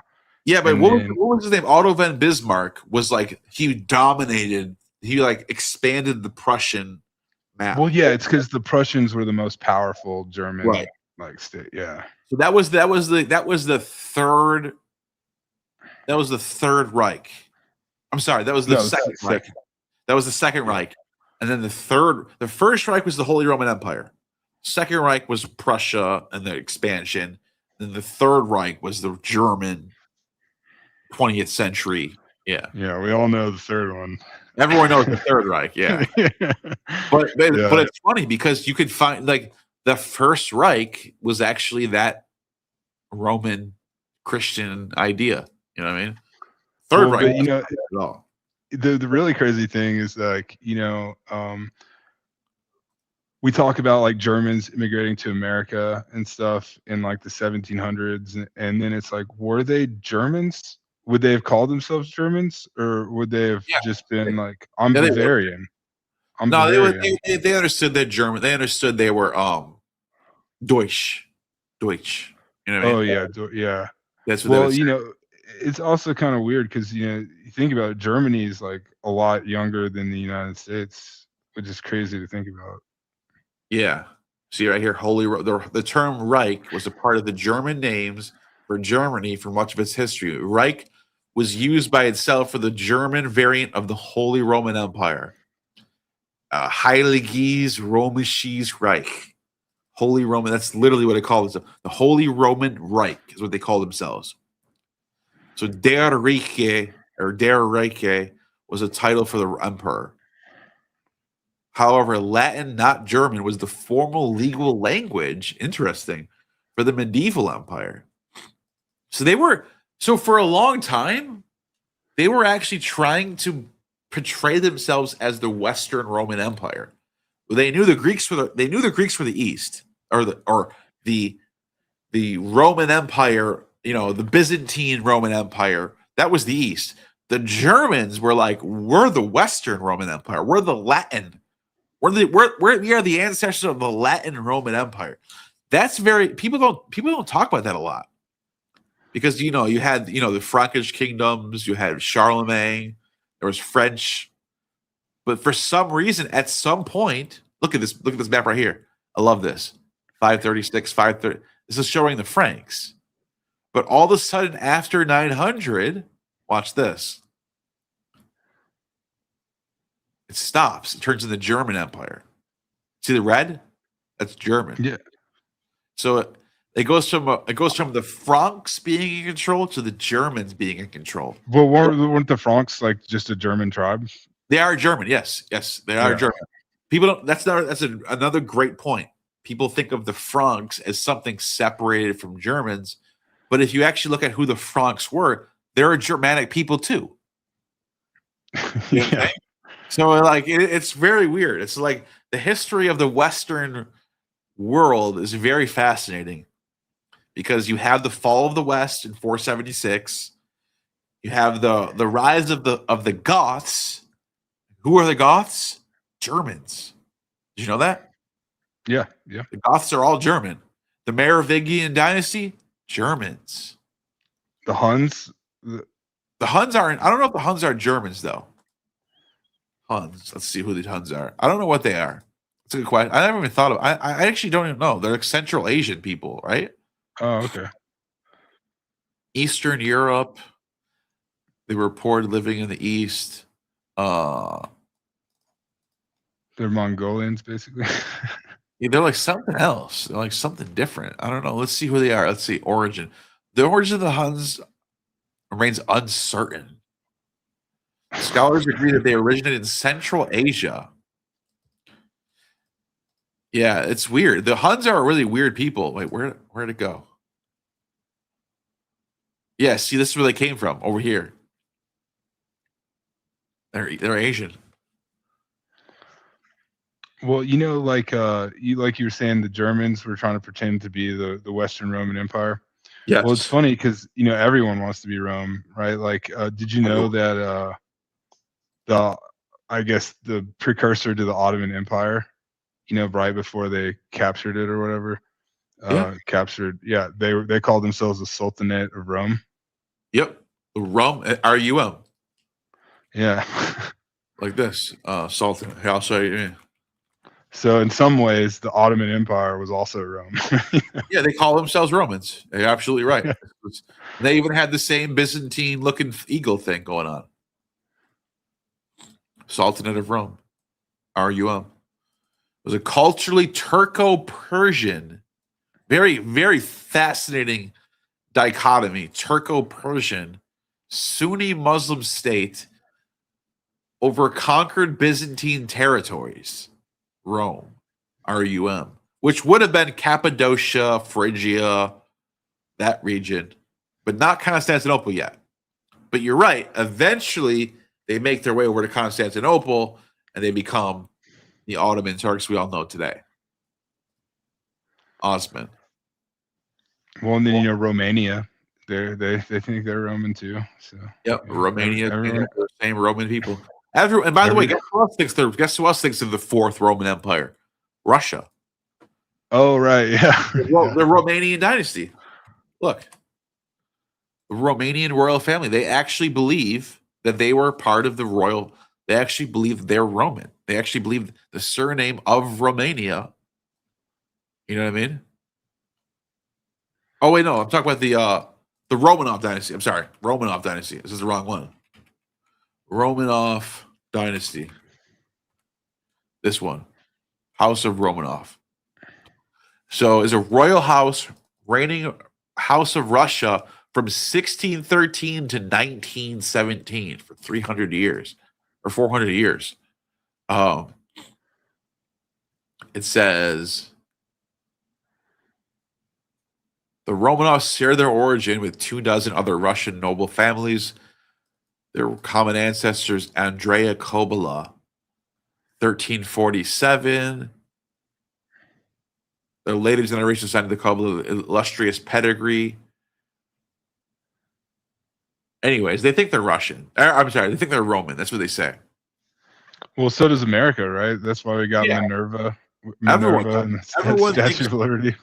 Everyone, I mean, it's true though. All of us, even if it's not genetically true, it's ideologically true that the West, whether it's America or Russia or Europe, we all are culturally tied to the Romans to some level. We are descendants of the Romans. You know what I mean? Well, yeah, it's just kind of weird that like we went with Rome instead of Greece. I guess what did Rome do? They conquered Greece. Well, yeah, but we claim the whole democracy thing and like we founded it from ancient Greece, but we really kind of structured it more like Rome. Well, here's the thing. There's a guy here, famous guy named Lucius Aemilius Macedonicus, right? This guy right here. See this painting right here? That's him right there. That's him conquering Macedonia and Athens and Greece. And he's doing a famous triumph. He just slaughtered millions of Greeks. They conquered all of Greece. But if you notice, that's Nike. That's a Greek goddess. They're pretending to be. He's wearing a laurel wreath on his head. He's holding, dude. They're doing Greek shit. That's what the point I'm trying to make. He's doing Nero. They're trying to. This is way before Nero. This is I know, but the Nero like they're trying to copy the Greeks. They're saying we are the new Greeks. This is what the Romans did. They become the Greeks. So that's why we term the term Greco-Roman. Greco-Roman means there's a reason why we say Greco-Roman. Because the Romans take over the world that the Greeks set up. They kind of take over. Imagine if you owned a corporation and there was like a takeover of the corporation, but the corporation stayed the same. But there's different people running it. That's what happened in Greece. It got taken over by the Romans. The Romans took it over, but they kept everything in place. That's why we say Greco-Roman. So what happened was... Huh? Oh, sorry. So I'm saying this guy right here, this guy Lucius Aemilius Paulus Macedonicus, he goes over and he goes to war against the Macedonians. He destroys them. He fucks them all up. He fights against the Seleucids. He fights against the what's they're called? There's another name for the Athenians at this time. Is this the guy that raised Corinth to the ground? No, that was during Caesar's time, I think. That was during Pompey. That was Pompey, I think. But this guy, Battle of Pydna. See, Rome, the end of the Antigonid line of kings.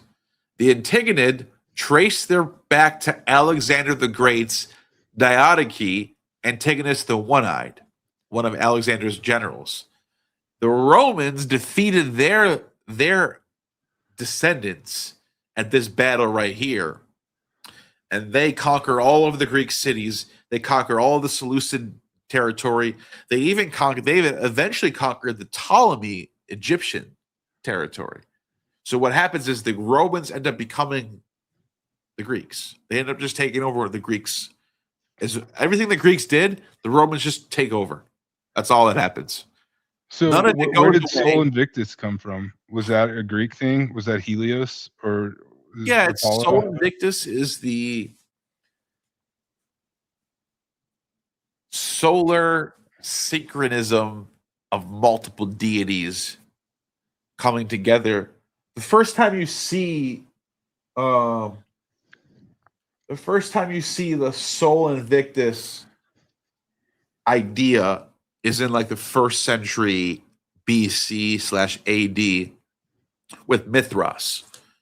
So, for example, in Statius's Thebaid, he writes, "Oh, the Egyptians call you Osiris, the Persians call you Mithras, but we call you the rosy Titan, the sun, soul." And then you start to see this like synchronization of different gods rolling together into one major godhead. That's Sol Invictus. And it's the guy that's born on December 25th. Oh, right. Yeah. I remember all that from your videos. And the Christian God competes with this God. That's why they're both born on the same day, because they're actually competing with each other for people to worship them. Well, so okay, you know how like Zeus is considered the head of the pantheon, like, or that's how we think of it now, at least, right? Was there ever a time that like Apollo was the head of the pantheon, like, more? So there is, depending on what, there are Pythagorean models where Apollo is the king of the gods. That goes back to like 500 BC. That goes back pretty old. There are models where just Dionysus is the king of the gods, or the prince or the heir of Zeus's kingdom. So Dionysus and Apollo are looked at as the heirs to Zeus. They're looked at as they are the rulers, but they're after Zeus. That's how they look at it. Like Zeus would be like the Mycenaeans, and then Apollo and Dionysus would be like the Athenian Greeks that we know. Yeah. That's one way to look at it. That's one analogy. As the heirs to the kingdom. Yeah, I don't feel like a lot of people talk about that. When we think about Greek mythology, we're always thinking Zeus is the head, and that it's like a static thing. It seems like it evolved like pretty well, or even just like before Zeus, right? There was Kronos, or there's like the Saturn Jupiter thing going on, and then they got this sun boy that takes over down the line. Yeah, it's sort of like a late stage synchronization period of religion. It's kind of what happens. So, well, yeah, man, I was hoping somebody else would hop on here. I'm just yeah, I'm trying to see. Is anyone waiting on the bottom? No, I don't see anyone yet. Everyone's cowards, man. Let's see. I got about 5 minutes anyway. So, do you want to ask anything else, or do you want to bring up anything else? Well, let me see. Oh, okay. Yeah. So, all right. I was having a heated discussion in the chat earlier with someone. So let's get your thoughts on it here. all right, so Flint, you know, in his like Graham Hancock little debate thing on Joe Rogan. Yeah. You know, he used the shipwrecks as Yeah. There's a lie or whatever. Yeah, right. Well, I'm not saying it's like a lie as much as that it's a dishonest Dropped $2 argument. Yeah, Dionysus was in the linear with- because you know we know like that there were civilizations with boats, right? Like Egyptians. Okay. And we don't have shipwrecks like dating back that far, really. Or maybe there's like one off the coast of Israel or something, but we don't have there's a whole bunch of them, I think. No, I mean, you can look it up, but I'm pretty sure that there aren't a lot of shipwrecks that date back to, you know, as far back as we know Egypt goes. And Okay, I didn't know that. And then basically, you know, to use that as a reason that this ancient civilization couldn't have existed is a little silly, right? It's like a little dishonest. It's like, yeah, it is true that we don't have shipwrecks from back then, but we also don't have shipwrecks really corroborating Egypt's existence either. So like, if we don't have it for Egypt, why would we have it for something older than Egypt? And I'm not trying to like argue on the side of Graham or anything. It's just more that it seems like a dishonest argument a little bit. Yeah, I thought there was. My pushback would be, I'm pretty sure there are shipwrecks from the Egyptian period, but I don't know. You might be right about that. As far as the super chat goes, yes, here we go. Diwo Nuso is how you spell his name in Linear B. That's his name in Linear B. And if anyone's wondering what's the evidence, here it is. Here's an inscription we have from Linear B. Dates to about 14th century BC. It mentions Dionysus and his father Zeus. Here's another one from a different inscription that also dates to about the 13th century BCE. And it mentions Diwo Nuso. And the woe is the old digamma that gets dropped off into Dionysus or Dionysus. But anyways, that's the oldest inscription of Dionysus, if anyone's wondering. Thank you for the super chat, S. Mill. Is Attis the same person as Dionysus? No. No. Not the same person. They do get linked together. So what happens over time is philosophical thinkers start to look at these gods and go, this god has a lot of similarities with this god, and they start to link them together. It's called a theocracia. Theokrasia.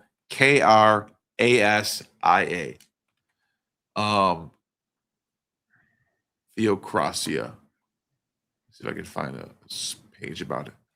Anyways, there's a book. Let me see if I can find it actually. From what's the author's name again?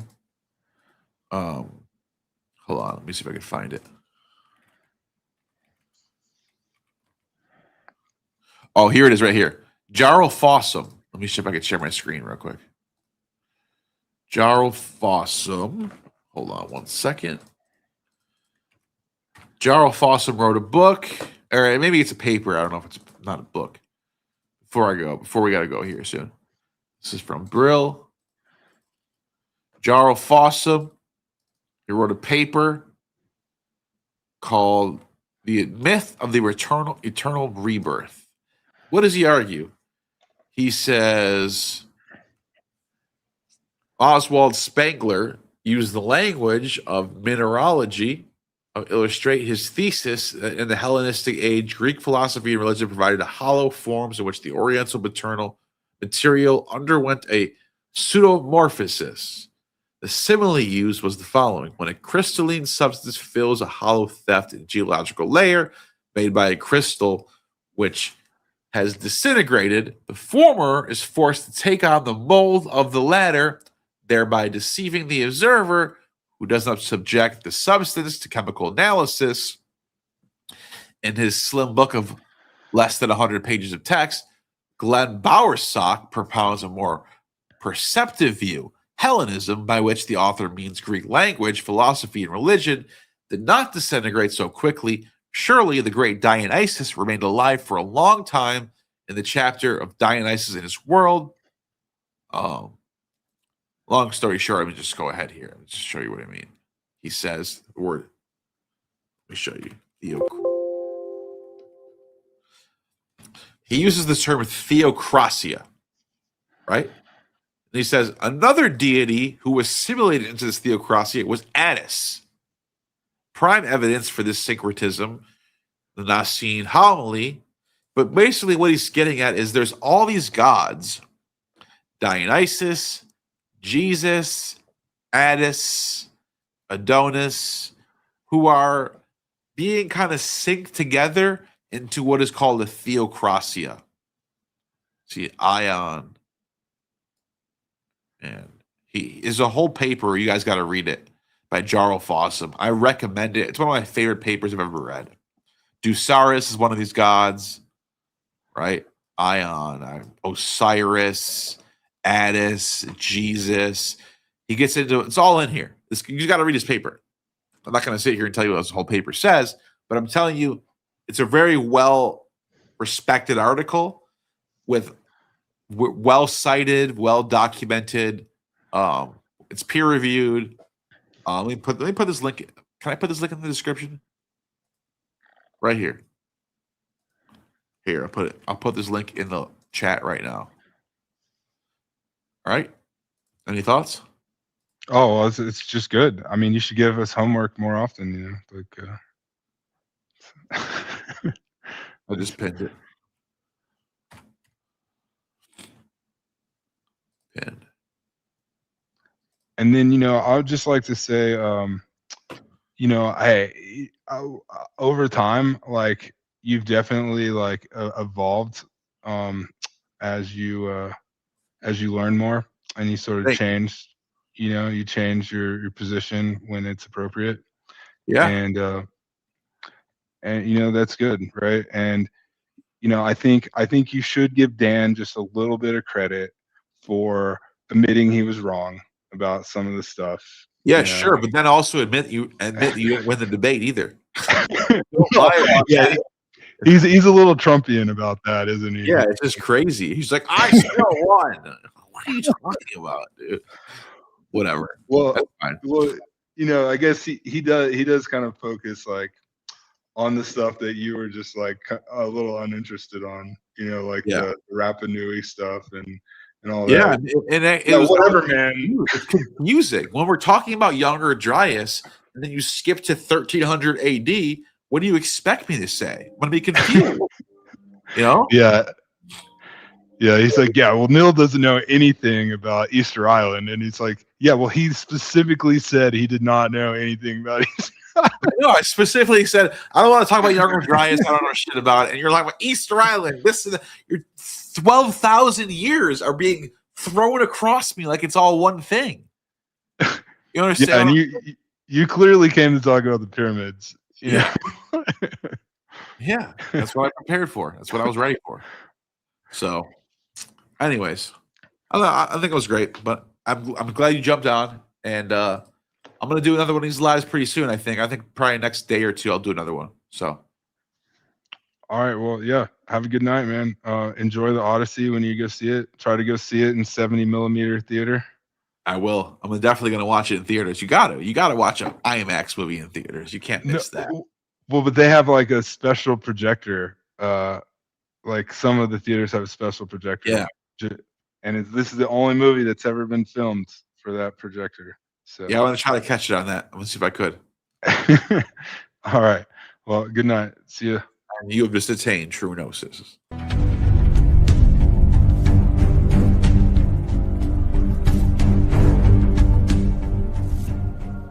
You have just attained true gnosis. The demiurge has no power over you.